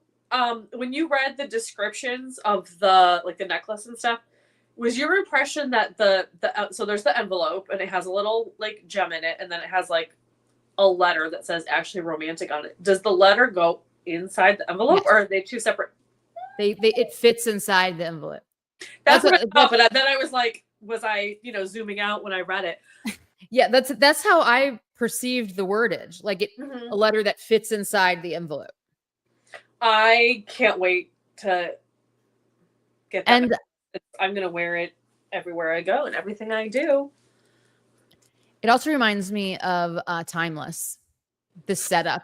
Mm-hmm. We would be timeless. I'd read your love letters every single night. All of this, like, I think that this is going to be what's actually romantic is you pouring your heart out. And this is like a Valentine. It says Valentine in the description. Mm-hmm. Valentine letter. Does it? Mm-hmm. So I think it's very specific to Travis wrote this, and this is what actually is romantic to me. Is this, you can't buy it, he wrote it. Mm-hmm. It's like she can buy anything that she wants times a billion. True. You know, all she wants. Yeah. It's like he wrote it could be more than, it could be like several different things, and then the letter is just the one that was easiest to turn into a piece of, jewelry. But yeah, she does like a necklace that like symbolizes her relationship. Like she talks about that over and over and over again, and we know she had the paper airplane necklace, and I mean, so it's perfect. It's so perfect. I'm very excited. Excited. Okay. And I just got a snake necklace, by the way. Ooh, yeah. Yeah, I'm a little sad because it's like, I don't know if I can show it. It's a little bit smaller of a snake, but it was also like $10 and it came with another necklace. So I don't know. Does it match my charm snake? No, I mean a little bit, but no, I know I have the same. I don't know if I'm wearing it, but from the ones you sent me, I have that same one. It doesn't have like jewel. I mean, it wouldn't have jewels in it anyway. It's $10, but it doesn't have like, sparkles. It's just gold. Okay. Yeah. Love. And then so, but like the funny thing is I'm genuinely terrified of snakes, but give me a snake jewelry and I'm on it. Love it. I love it too. Because I love Reputation so hardcore. Oh my God. I know. What's up with the Panther? She loves Cartier is what's up with that. She is a Cartier loving lady. She loves Cartier. And she wears a lot of Cartier. Yeah. I don't think that was, I mean, according to you, I don't want to like put your words in my mouth, but apparently she's worn this necklace many times. I did not pick up on that, but she loves Cartier. She loves couture vintage Cartier, and she wears it a lot. She loves it. Thank you, Lacey. Got it from Target. So please, it's on. I just got it, so it's on the website. $10, and it comes with another charm, or another necklace. It's a steal. Yay. Okay, so wish list. Somebody said maybe it's just her Amazon wish list. Yeah. Oh my God, wouldn't that be amazing? Like, what's on it? Like, I'm fascinated by that. What is on Taylor's Amazon? Does she use Amazon? No. We use Amazon because we cheap and fast. She doesn't need cheap and fast. She's probably buying like crazy. If she did buy, like, she's probably like, yeah, I'll buy like 7 of those cars on Amazon. Like, who knows? I have no idea. Like she moves in a totally different realm. So like, yeah, she shops at Louis V on Bond Street. So yeah, I mean, she likes vintage Cartier just for like casual wear. So most people think this is going to be about her getting her master's back. That's the sort of the general consensus. Oh yeah, wish list. Yeah. I think it's going to be more Travis. Yeah, I think it's going to be like your real wish list is this love and not money and not the awards and not the those things are all great. They're all great and I love them and they're fabulous. But my wish list has always been this love that I finally have with this man. And the dollars are just like, you're welcome, Lacey. Or of course, what if it's I see this song as being like the ultimate Taylor Swift like setup spin song, where it's like when I was daydreaming in my room playing guitar, played my songs in the parking lots. This was my wish list. And then as the wish list keeps evolving, as her fame keeps growing, it's like it becomes like this weird thing. Like some things I wished for actually ended up hurting me.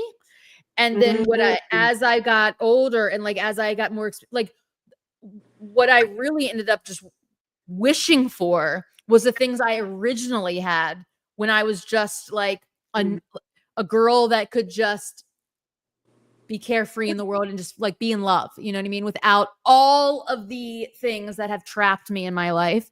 And I found that with Travis. Yeah.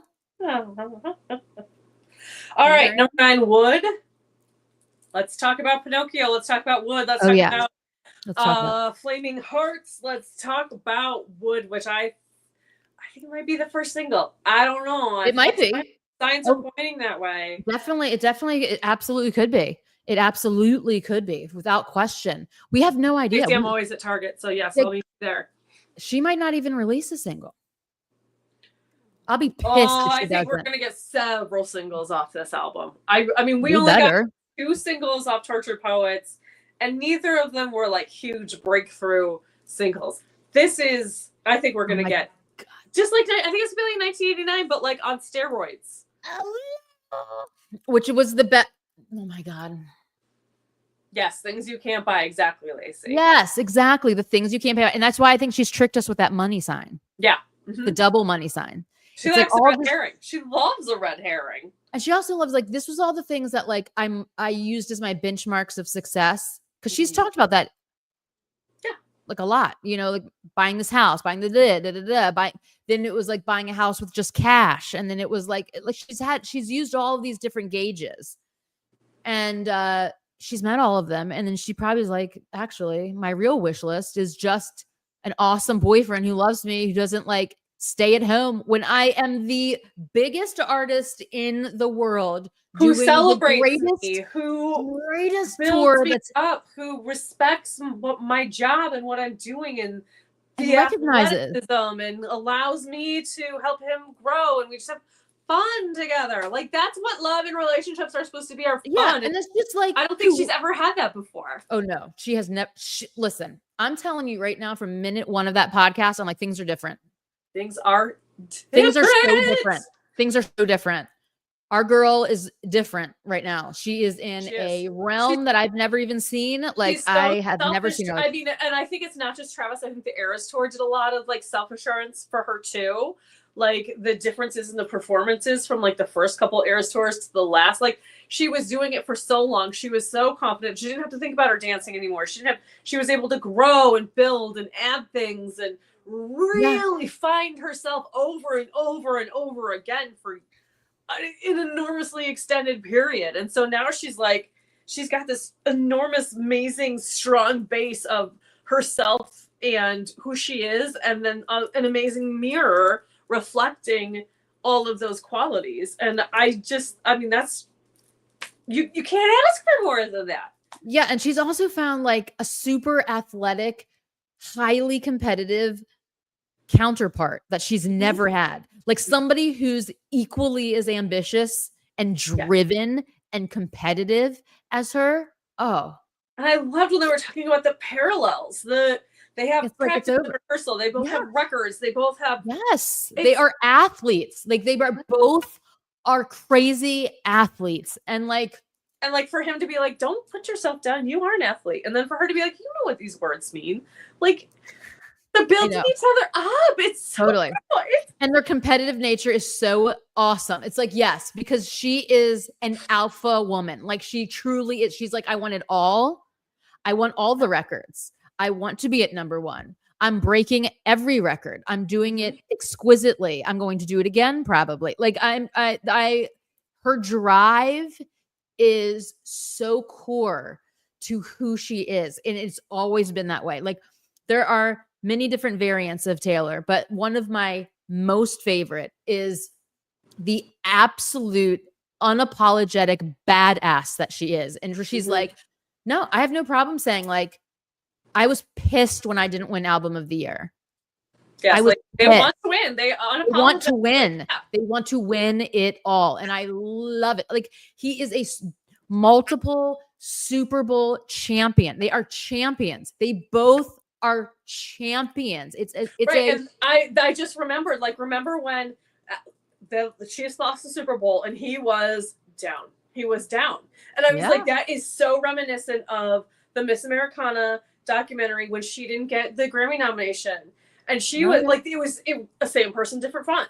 It was, they dealt with it the same way. They needed that space. And then they were like, gonna come back better and stronger. Oh yeah. Like she's they're like so similar. Absolutely. People didn't want to see that because they come from different worlds, or, you know, like competitive, like when you have that in your soul, like competent, like you love the competition of it all. She loves the competition, the dedication, the work, the results. It is something that's core to her. And it is a very, very select group of people that have them. I mean, obviously. I mean, look at, she's a true champion. It's Mamba mentality. You can't be a true champion without that mentality. Like, it comes hand in hand. You can be great. You have to be unapologetic. And that's much harder for a woman to be unapologetic about. Absolutely. Saying what you want and going for it, achieving it, and then saying, but I want more. But I want it all. And I'm gonna be on film saying that I'm pissed that I didn't win, and I'm just gonna make a better album immediately starting tomorrow. Like starting tomorrow. Like on that phone call, it was like Rep wasn't nominated. She's like, don't worry, I'm starting tomorrow. I'm going to make a better album, and I'm starting tomorrow. Like that is so competitive. It's a drive. People are like, do you think she'll retire? I'm like, no. Never. No, because she'd be so bored. Her she is fueled to her soul by achievement. And I love that about her. I love, she's like, nah, I kind of want everything. I want all of it all the time. So yes, sign me up. Okay, so Wood, let's finish with the tracks really quick because we only have 3 left. Okay. And then we'll maybe backtrack to the Easter eggs that are potentially in the podcast. Okay. So I want to get, because I really want to get to canceled. Oh, me too. And I want to point out 2 things. First of all, very similar to, I mean, me is also caps with an exclamation point. I love a punctuation in the title song. Taylor gives us punctuation. We know we're getting something good. It's getting wild. Yeah. Secondly, here's the most interesting thing to me. The spelling of canceled is the traditionally British spelling of canceled and not the American English spelling of canceled. And I find that very fascinating. It's very interesting. It's very interesting for the obvious reasons. But what I find so fascinating about this is that it's all uppercase instead of lowercase inside a vault. Same subject. I feel like this is going to be a combo. If she brings these people back up, it's going to be the combo of this. But it's gonna be very, but Daddy, I love him. You thinking? I think that I could be canceled for being with this person, but I don't care because I love him. Kind of a vibe. Or she's gonna flip it. I was willing to give that all up and how stupid I was because it wasn't worth it. I think it's somehow gonna be positive though on Trav. Like I don't think she's really gonna be lamenting on like anything. No. You know.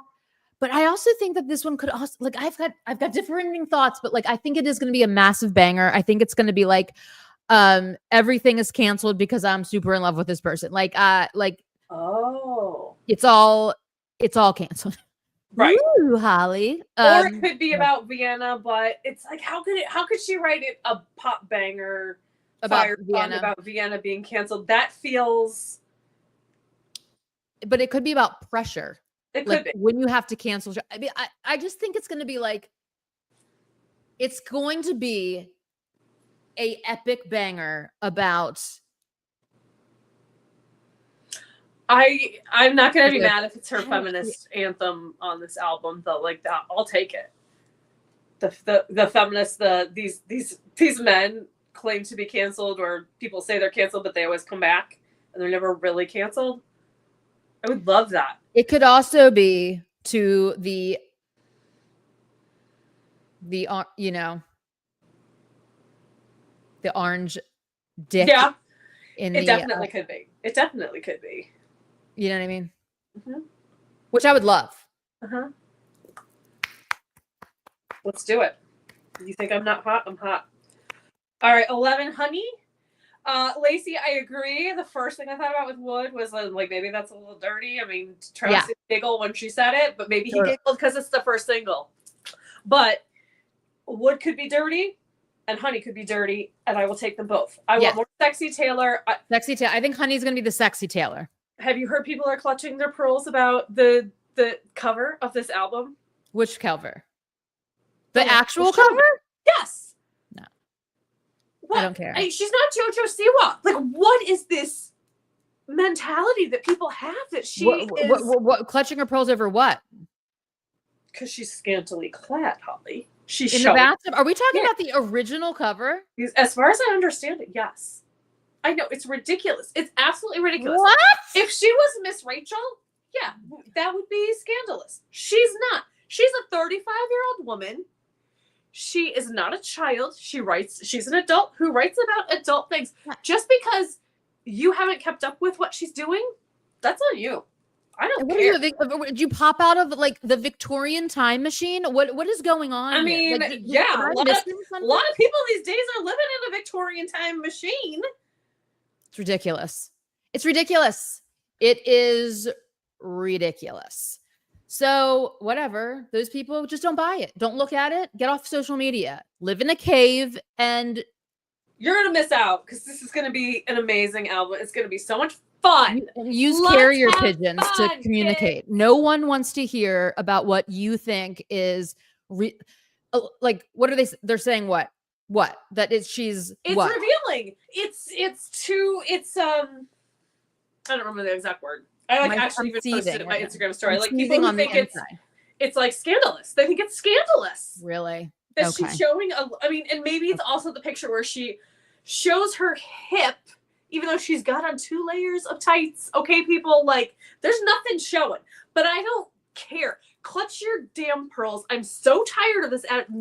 Like, you know me. I see a lot of the stuff, the negative stuff about Taylor, and it gets to me, but nothing grinds my gears more than this, because the reason it persists is because she didn't go through some, I'm so sexy, I'm gonna twerk on stage, I'm going to prance around half naked, I'm gonna be whatever. She didn't go through that phase that so many female artists feel pressured that they have to prove that they have grown up.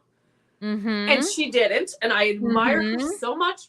I admire the other ladies too, because there's no winning. There's no winning. There's no way you can do it right. But because Taylor didn't go through it, then people think she's still 15, 16 years old, and she's singing, Mary song, and these and they're like, I've literally seen people who are like, oh, they're like talking about like an event that is a Taylor themed event, and they're like, oh, this is for adults only. Does Taylor have adult themed things? Yeah, she does. You know why? Because she is an adult, and she writes about her life, and and people are, she has explicit lyrics. Yeah, she fucking does. And not real, but like not even that explicit. They're like artisan explicit. They're not like. And by the way, like, okay, I'm just so everyone knows right now, I am like sort of seething on the inside right now. I'm about to have a rage stroke because I cannot deal with this type of puritanical bullshit. Here's what I'm just gonna say, and I'm gonna leave it at this, because I feel like the crowd that's saying this is for them.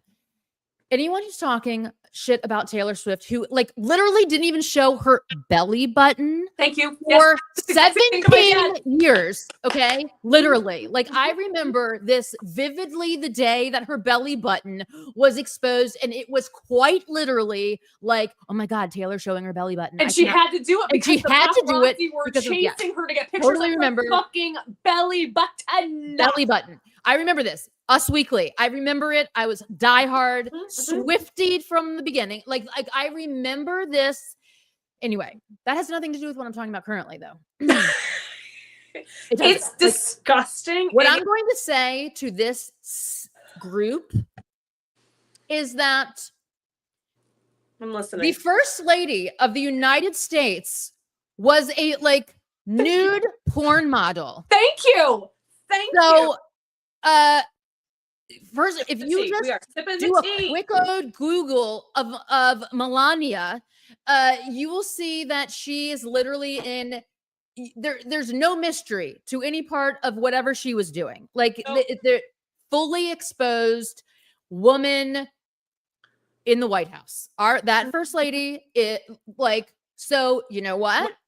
Not ours. Not mine. We don't blame her. We don't blame her. But I'm just saying, I feel like this type of hate from Taylor is always coming from that direction. And it's like, oh, really? Everything.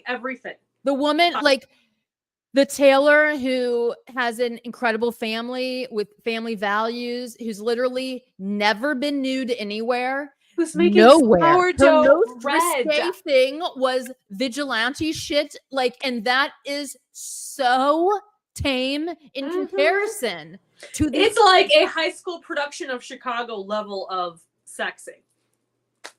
It's amazing. I love it, but it's not. Yeah. I mean, like the first lady was like literally like in like it's not eligible for OnlyFans. Like D-list, like knock off like hustler shit. Do you know what I mean? It was like it was like there was no art to, like, it was like, it's tasteless bullshit. Okay. Hooker material. Or I'm just going. So I really hope Honey would, if they're both sexy songs. Sorry. I'm sorry. I apologize for this. I want a video. I want a sexy video. Yeah. I just want to put this. Yes. We can't put it all to rest of that. Taylor Swift can't sing. Taylor Swift can't dance. Taylor Swift can't keep a friend. I mean, it's all wrong. It's also blatantly wrong that if you just stop for 2 seconds, there's evidence upon evidence of all these things. Yeah, and like, if she wants to be naked, who gives a shit? It's her body. Why are we doing this? Because, Holly, think of the children. There are some children who like Taylor Swift, and therefore she needs to cater her entire career to the children.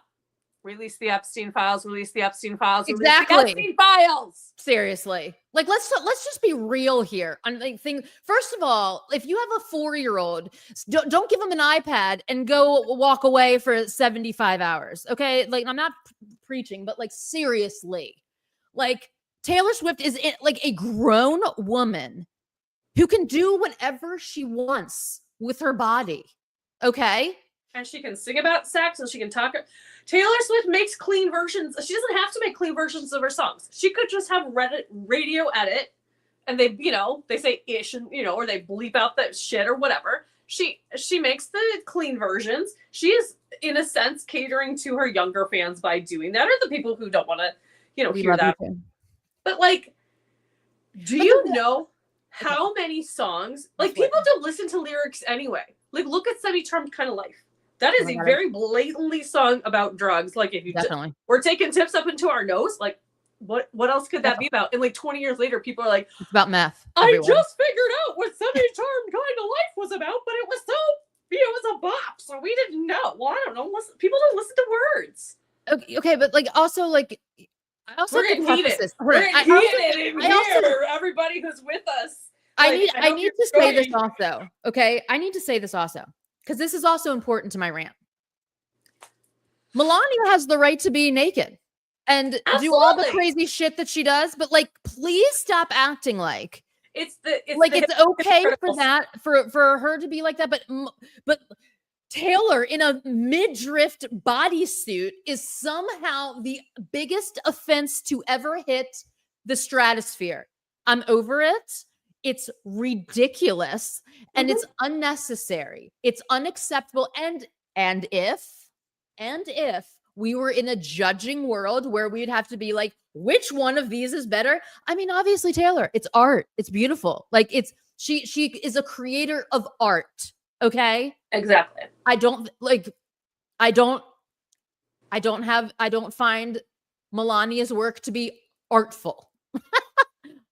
You're right. She had every right to do that. She has every right to do it. And she should every not woman, have her there should be you know, dictated by what she did when she was younger. It's not that. That's not what we're upset about. We're upset about the hypocrisy. The hypocrisy. And it's not even just about hypocrisy. It's that. It's the great. There's so much. Like we've still so much to cover, and we're almost at 2 hours. So we should probably not, because I know you and I, we could talk about this for days.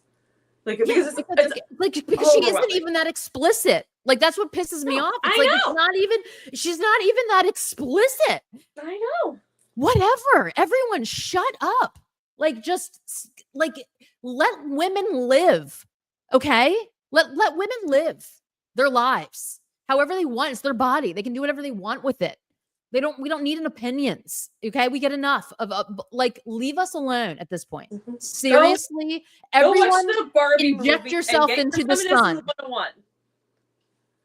God, it's like I know Taylor is always controversial. It doesn't matter. She could sneeze. She has sneezed and it's been controversial. When she was on the Eras tour and people saw her like wipe snot, that made headlines. Like this woman can't win. She does the most. She does the most winning. She does like everyone needs to just let people live their lives. And I mean, even men, everyone, every person, let everyone just live their life. We are all human. We all have problems, issues, love, loss, all of it. Let people marry whoever they want, be friends with whoever they want, do whatever they want with the people that they want to do them with. It does not affect anyone's life. Mm-hmm. Okay? Mm-hmm. We are all human. We are here on a journey. And we're here to learn and to better ourselves. We're not born knowing everything, and there's a reason for that. God. Yeah, we do have to get to work on that human slingshot. We need like straight to the sun. Straight to the sun. Okay, next song. Life of a Showgirl. It's going to be amazing. It's going to be funny. I think this is the song that's going to get the laugh. Because, I said I want to laugh. If I have one wish for this entire album, I want to laugh back. This is going to be the blank space of it all. The satire. It's going to mix Sabrina Carpenter's like very awesome sense of humor and all of her awesomeness with Taylor's wittiness. And it's just going to be this is the life of the showgirl. Like it's going to be. I'm up late because I'm a singer. It's going to be so good. I'm so excited for it. It's going to be. What a great way to end the album too. Like, and it's going to be a stellar music video. It's going to be a stellar music video. It's got to be. It's going to be hilarious. It's going to be like Karma great, Antihero great, mixed with blank space perfection. And I just have to get this out also. Like I am so happy about the Max Martin Shellback thing again, because I am deeply, and it's because I'm neurodivergent, I am like literally obsessed with how Max Martin mathematically hears music and his insane placement of lyrics. Like they're mathematically, musically perfect. And I am so obsessed. I'm so obsessed. I cannot wait. And I am in love with this whole entire concept. So yay. And for all of you that I know not everybody is commenting, but we have, more people here than just the people who are commenting. And we're so glad. We love that you're here and you're listening to our rants. But like we are absolutely, we're going to find a way to do like a live reaction when the album comes out. I don't know how we can do it without getting like a copyright strike, but we'll figure it out. We're going to do it. We're going to listen to the songs and you get to experience it with us. I'm so unbelievably excited. Okay, hold on. I'm having a little bit of a panic because obviously my neurodivergence is kicking in because I'm like getting like very panicky because I like oddly listened to albums really weird when they first come out. We're going to figure it out. Maybe we'll just both record lives and put them out, and then we'll do it like a combined one. Because I listen to them very strangely. Okay, that's fine. We'll figure. Well, that can be a conversation for another time. But we have to figure out how to like not get a copyright. Totally. I mean, people do it, so I don't know. We'll figure it out. We will absolutely figure it out because we love doing it. Yes, it's going to be so much fun, and we want to hear what everybody has to say. And oh my god, it's going to be so much fun, and the conversations are going to be so amazing. I'm going to get like a showgirl's outfit. I'm going to get a headband with feathers on it. When on your face, wear the eyelash glue. I want one of these like feathers. I mean, I'm going to get Vegas showgirl outfit. I was tempted to go shopping for some feathers today, and I was like, you know what? Maybe not yet. Maybe wait till the album comes out. I'm going to walk around to my yard, and my neighbors are going to be like, nail polish, though. Yay! I'm so in love with this color scheme. The orange stained my nails, so I'm glad that I found this. I feel like I'm like doing Statue of Liberty. I love this green. I love patina, iron patina, copper patina. Yes, and also, can I just show off? Yeah. My new wine glass. Yay! Plays our song. Nothing has ever felt so wrong. God, I love it. Different. Totally love. Okay, so bookshelves, Easter eggs. I firmly believe people are talking Super Bowl. I don't think so. I think every single Easter egg on those shelves has to do with something in each of the songs. It's all song related. It's all album related. Yeah. It's nothing that far in advance because we are hyping this album. That's the whole reason for the podcast. Yeah, I think she's too big for the Super Bowl. No offense to every other artist in the world, but like she would miss too much of the game anyway. It's not. There's she's so turned many it reasons down. I don't see it happening. She's turned it down a couple of times already, and also I don't think she wants the. First of all, if Travis is in it, she's not going to want the diversion away from him, like the attention away from him. Yeah. If he's not in it, she's going to be like, what am I doing hanging out with the NFL? You know what I mean? Yeah. I do have a feeling though that she could be a contender for the Olympics in LA. It's a possibility, but I just like none of us are feeling very patriotic, so. Yeah, like she's not absolutely like she's definitely not doing that. Oh yeah, no, she's not doing that. Everything where the orange one is going to exactly. That's the other thing that riles my gears is she's MAGA. I'm sorry, what? Have you not seen what no said about her? No, she's Lord not help me. I'm gonna Nope. It's just you don't like nope, her. Nope. Right into the sun. No. Wrong on every level. They wish. They wish. It's become the thing is that they wish. Mm-hmm. They are wishing. They are trying. Because who do they have? Kid Rock. And that says enough. Case closed, no notes. The end. Moving on. Let's go. LP's back. Divas. I like when he calls us divas. Divas. Hi, LP. As I take my sparkles off. Okay, so I think the Pinocchio was the biggest one. The books. There's a 90s book. I don't know. There's so many art books. The trophy on its side, like that's something. There's a lot of stuff in those shelves that means something. And you know what? I'm mostly okay with not knowing until the songs come out. And then we go, oh, that meant that. Oh, that meant that. Pinocchio can be like a couple things, though. I mean, I think that we should talk about that because, I mean, I think that it symbolizes like it could be puppet on a string. It could be somebody's a liar. It could be all of the things. Was the biggest one. Mm-hmm. What? I think that the Pinocchio is the biggest Easter egg on the shelves. Kanye has a song called Pinocchio that also is like symbolized by a red heart. I guess the album or the single artwork is that. They're in the Pinocchio movie, the animated one. They literally dive into the water like she done without question. Stage. There's so many connections. Excuse me. Wishes that he was a real boy. I mean, there's a lot of things. Puppet on a string, a liar. There's so many. Yeah, the Super Bowl, there's like Lacey's pointing out that there are a lot of like leads to it for sure. Yeah, there are for without sure. Question. I would be stunned. Like, there's no guarantee that Travis would be in the Super Bowl. Would she still want to participate if he's not even in it? I don't know. And then it's like, there are so many people who are still like, why is she involved in football? Blah, blah, blah, blah, blah. Correct.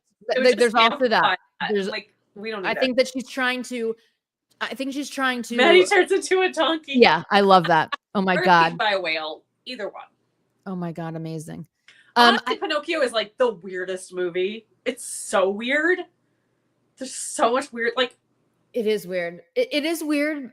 But I will raise you a weird childhood movie though. That's truly horrific, and I can't even speak of it. Like I will tell you what it is, but I have a guess in my head of what it is, but it's deranged.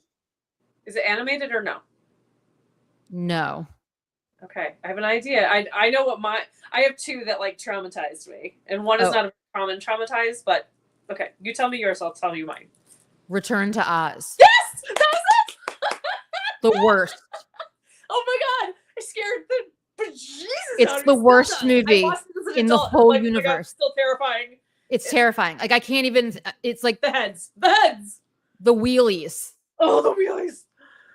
Yeah, like and the heads. Oh my god, the whole thing deranged. Pee-wee's Playhouse. No, Pee-wee's Playhouse is amazing. Okay, watch Return to Oz and get back to us. Return to Oz is truly terrifying.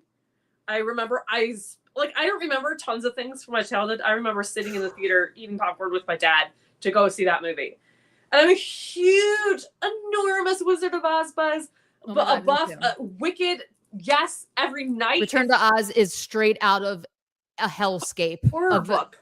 Dementia, like not dementia, of like demented. Who made this a children's movie? I don't know. Why is this? What theme is this? I was rattled. Scariness. Also, The Wiz is also a little bit scary. I didn't see The Wiz. Haven't seen The Wiz? No. Ease on down the road. It's so good, but it's like also scary. There are like scary parts, like when you know, like the different like the scarecrow-ish of the movie and the Tin Man-ish of the movie, you know, like their version of it. Yeah. Here's the movie that scared me the most, and I've only had the courage to rewatch it like in the last 2 months, like since it came out in the 80s. E.T. Terrifying movie. That is a terrifying movie, and I loved E.T. But he's so scary and he's slimy, and then he's all white, and it's like he's dying, and he does die, but he doesn't die, and he's got the long finger, and it's scary, Holly. I loved E.T. E.T. did not freak me out. Lacey, are you talking about like the original like fairy tales? Are you talking about them like the like original versions, not Disney? Because they are wacky, and they're like they all end horribly. Like they're like terrifying insanity. Like the original Kids Little Mermaid. Oh my god, like brutal. The other one that I think should be shot into the sun for being a children's movie is Watership Down.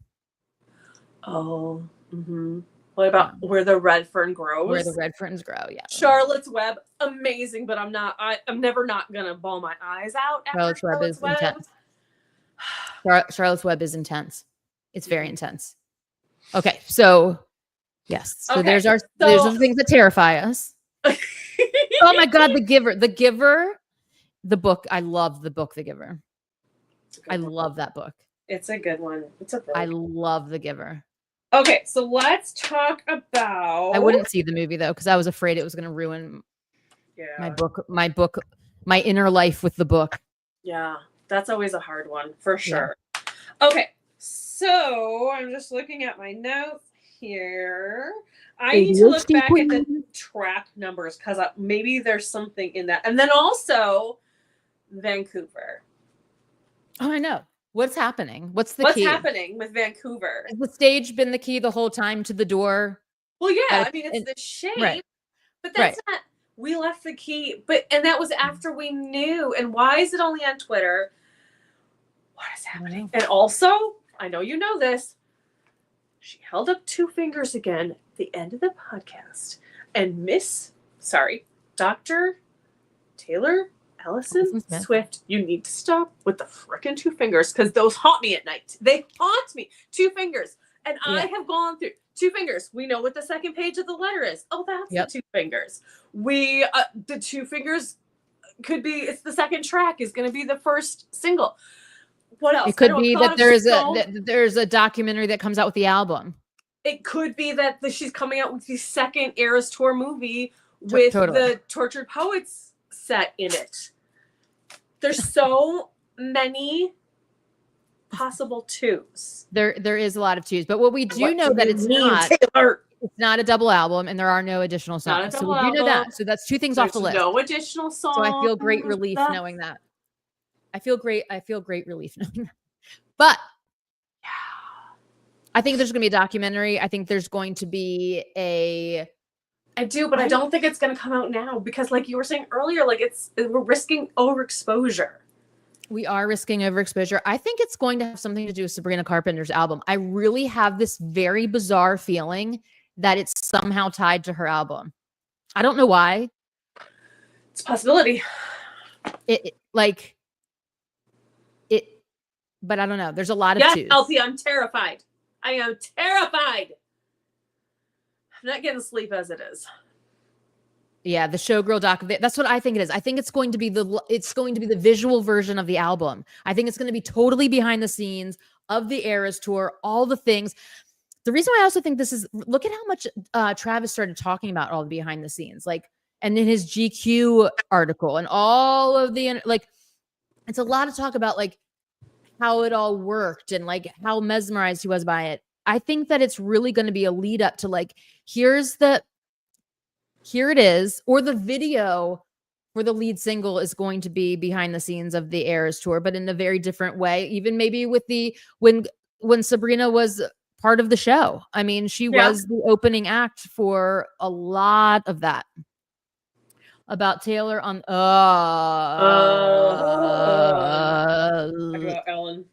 Ellen, right into the sun. Another one, right into the sun for her very bad manners and her terrorizing people, and terrorizing about it. People, right into asking the questions sun. that people did not want to answer. Right into the sun. I will stream again. Yes, we definitely will. We are going to stream again, of course. I like doing lives. I actually really like doing lives. Yay! Fun. It's super fun. Is there anything else that we want us to talk about that we haven't gotten? Yeah, what are your theories, people who are in our live? Let's hear what you guys got to say, because, I mean, we're not experts. We're just guessing like everybody else, you know? What have you seen? What do you think? What do you want? What do you think? What do you want? What's hopes, your wishes, wish dreams? list? Yeah, we would need to know your hopes, wishes, dreams. Yeah, just tell us the minor things. Just your hopes, wishes, and dreams. Just tell us all of the things. Like, what I don't want is it to be. Well, I mean, it won't be. Like, I don't even need to know like what I don't want would be anything that overly mentions any of the exes in any way, because it's unnecessary, and you know what I mean? In like I think it's gonna be upbeat, in your face. I'm doing better than I ever have. I'm the queen of the universe. This is my king of the universe. We are ruling everything we see. Yeah. I'm a billionaire. I'm the best. How it's gonna tie into the behind the curtain of the Eras tour, because are we being very specific about behind the curtain of the tour? Or are we just saying like, these are the things that happened to me while I was on tour? Like, those are different interpretations. Oh my God. I think wish list would be about Taylor. Please God, let that be what the song is about. Or that disco shirt that I hated. Please likes to take fashion risks, okay? And it doesn't always work. But I don't like how he dresses. Ever. But he's so good looking and he's so lovely. I don't care. I'm just saying, aesthetically, I'm not a fan of the choices. Like that velvet thing. I love him now though, right? Like, you get it. I get it. I get it. Still don't like the clothes. But I get it. But you know what? I don't like a lot of her clothes. Yeah, trust me, girlfriends. She has, she's got a very grandma style. Taylor has a lot of fashion disasters out in the wild. Like for the beginning of time. Like, why are you wearing that? What shoes are those? What is happening right now? Why are you doing this? You are so beautiful and tall and modelly. Why are you wearing this? Anyway, but also hold on. So somebody brought up Art Deco. I did notice a Shingal book on the bookshelf, which I'm like very obsessed with Shingal. And he has a lot of his paper cut. What? Lacey said he doesn't care. He doesn't About care what? that you don't like his style. You don't like his style? Travis doesn't care. Oh yeah. Well, yeah, good. He shouldn't. He shouldn't give a shit what I think. And that's what we love. I mean, yeah. that's why I love. If he wants to wear a velvet shirt, go like rock it out, dude. I just am like, why? The most hideous 70s thing for like one of the biggest games in his career, his sparkly blouse. Up to you. But you know what? You know who did dress worse though? Tom Brady. And I can always forever hate on his wardrobe. But he was dressed like, what is Inspector Gadget on his way into a Super Bowl? Have you ever seen the trench coat with the hat, with the glasses, with the gloves? I mean, like, yeah. So anyway, yeah, he doesn't have like, I mean, to each their own.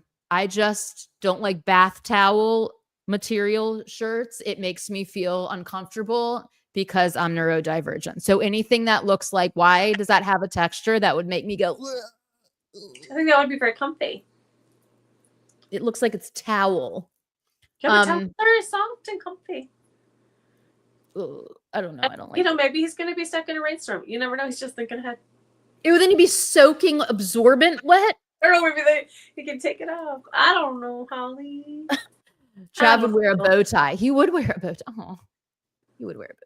He would wear a bow tie. He'd wear a bow tie with a golf shirt. I feel like is the sad truth of the matter. Socks with sandals.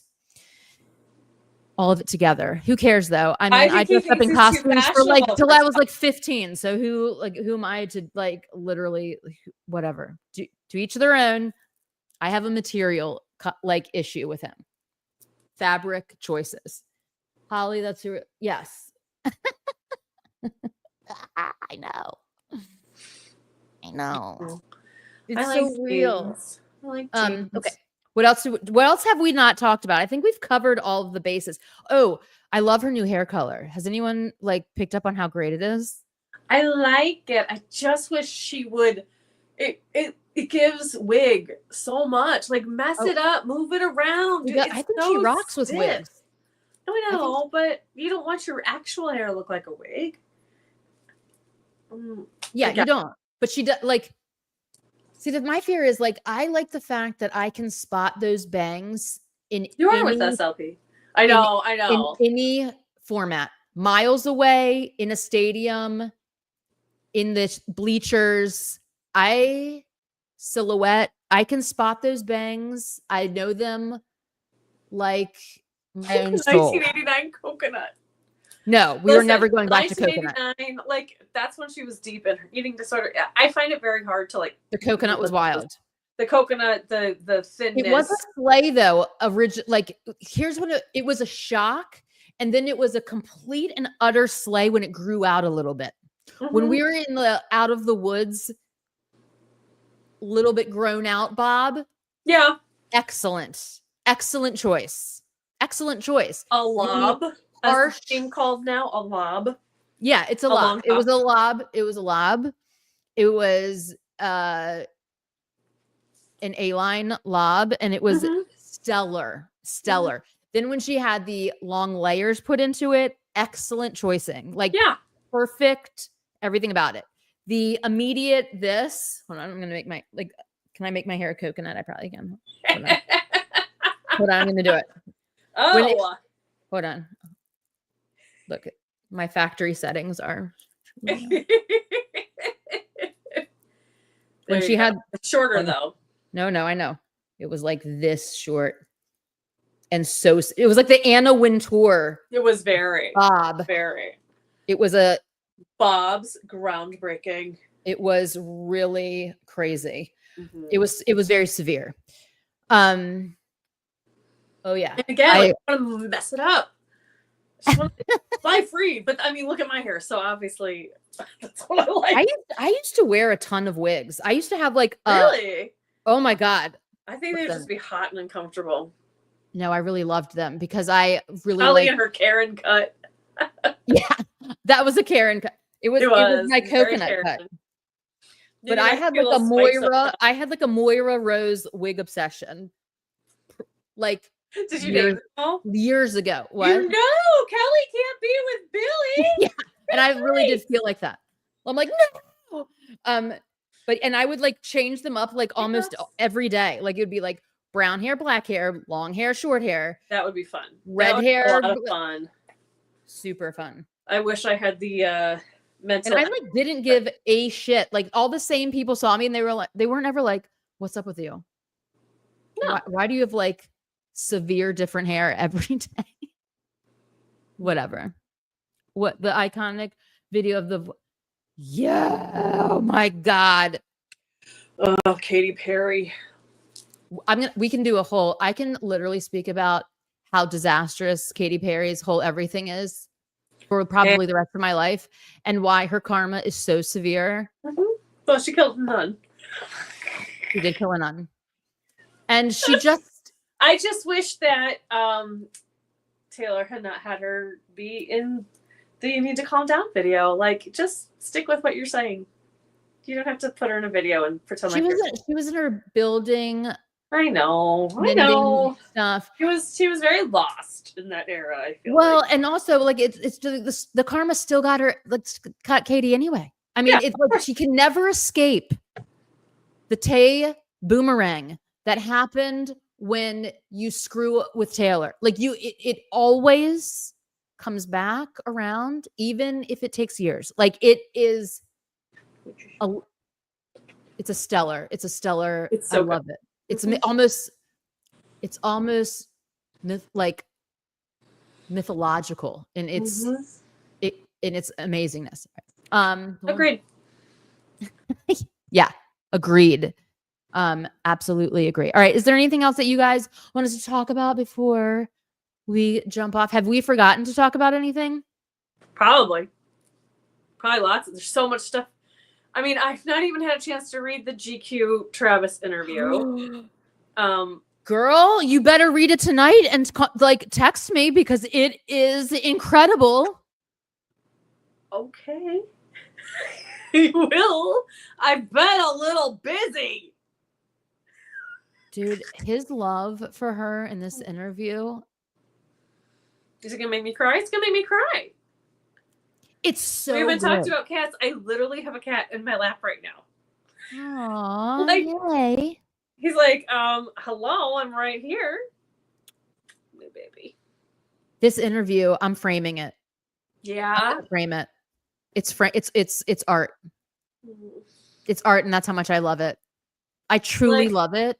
I love that he is just like setting us like we're in a time when the bar is on the absolute floor. Men with microphones are saying the stupidest things. Like this could be a whole nother podcast of like the ridiculousness in the manosphere right now. And then Travis Kelce says, no, none of that is real. None of that is goal worthy. None of that is true masculinity.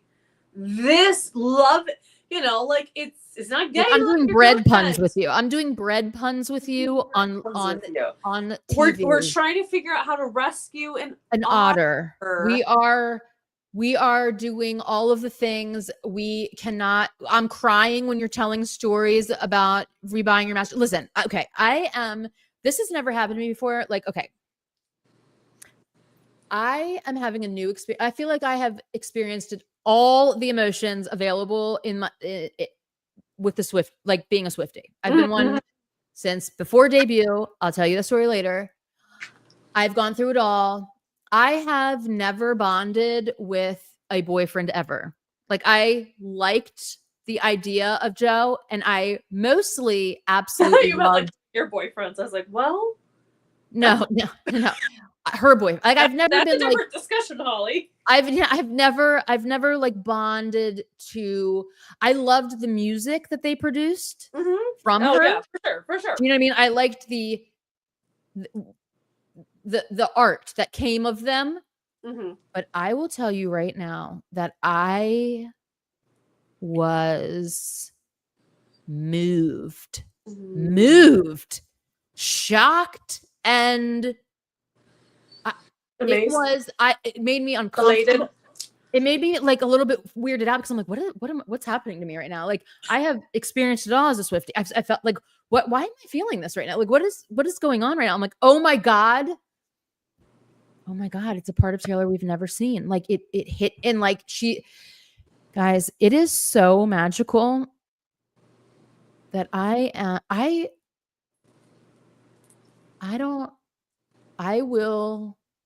without words. I don't even know what's going on. Like, I don't even know how to explain how moved and obsessed I am. I mean, like I could easily go get a TAYVIS tattoo, and I have commitment issues and no tattoos. Do you know what I'm saying? Like that's how I'm feeling. You know what I mean? Like that could happen. It is in the realm. Hypothetically, like I've never been able to like even I can't even get like a freckle tattoo because of my commitment phobias, but like I am #TAYVIS. I love it. I love it fully. I truly love it, and I get it. I get it, and I applaud and I cheer, and they both have crowns on their heads, and I am obsessed with it. I love them. I love them. I love them. I will always love Taylor more. Molly, I will always love Taylor more because they are dynamite. They are dynamite. Yes. TNT before we knew the name. What? I was telling Lacey that you thought the album might be called TNT before we knew the name. I did. I totally thought it was going to be called TNT because they are dynamite. And they are TNT and they are dynamite. They are. And this is their album, and it's going to change the world. Amazing. It's going to change the world. Like it is going to like it's going to be like the euphoria of Euphoria, of the Kendrick Lamar song, but in a completely different vibe. It's going to be the absolute. It's going to be incredible. Actually, do whatever. Please don't. I won't. I will not. I won't listen. Oh my God, you're so cute. That's so sweet. I feel like I'm gonna screenshot that and like make it my daily reminder. Oh my God, that's so sweet. That's so sweet. And by the way, Lacey, that cat's name is Rizzo, named after the former Cubs first baseman. And LP Maggie is in the kitchen because at 8:00 my time every night they get TREATSs, and it is so I'm like 26 minutes past that time, and she's big mad.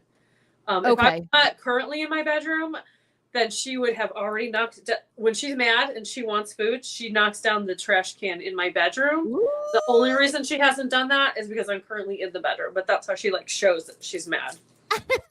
So just to answer the cat related questions. Okay. Well, then do we have to go? And also I would never get that's hilarious. Get the shamrock on your forehead instead. No. I'd have to start really small and get like a freckle tattoo first. And I have two. And I never wear my friendship bracelets on this hand, so I don't know why I did. But I have this Taylor inspired. I love that. I know. I love tattoo. It's my favorite tattoo that I have.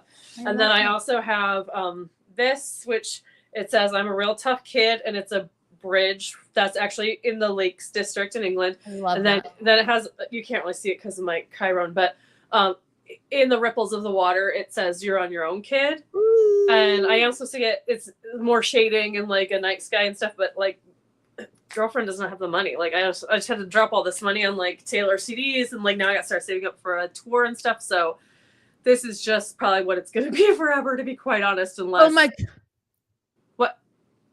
Yeah, something happened. Did I miss something? No, I just thought about the residency that they're talking about might be in the Sphere, because when you said saving up for a tour, and I'm just hoping that's true. If it's, I just don't see her doing a residency because she'd not be able to reach enough fans. Yeah, it's not enough people, but I hope she does one show in the Sphere. Her goal is always to reach as many fans as possible, so I can't see her like staying put in one place. I hope she does at least one show in the Sphere, because I do want to see that. Oh, yay, Lindsay. We're so happy you found us too. Yes. And come find Sparkx Fly, the app, Yes. which is how we all met Download the each other. app. And it's an amazing community Yeah. that Holly built. Holly, I built it for the her app, Swiftie, and it's for Swiftiverse. Swifties. And we donate to all these causes for human rights, women's rights, women's like protection, all of the every marginalized community, the ACLU, the anti-bullying campaigns, all kinds of things. So yay. Amazing giveaways once a month. We do. We have the giveaway car. All my tortured poets, everything I won there. And then this middle one is all like ephemera from the amazing package that Holly sent me. It's all like the stickers and notes and everything. I get very artsy with it. I have an unboxing video that is it on the this channel or it's is on it this channel? It's yep, on the it's on this channel. It's on the channel. And you can I got the TTP cardigan. Like, it is an amazing place. We would love to see you there. Absolutely. And anybody else who's like lurking, come join. In the description, there's the links to how to how to download the app and come hang out with us, because it is so fun. It's the Swiftiverse and it's super fun. And we just celebrate unapologetic joy. And it is a safe space for all Swifties. And we would love to have you there because it's been waiting for you. Let's drop everything now. Drop everything now and join Sparkx Fly. And it's a warm, loving, welcoming community that is supporting everything that everyone does. So it's what the internet should be. Thank you.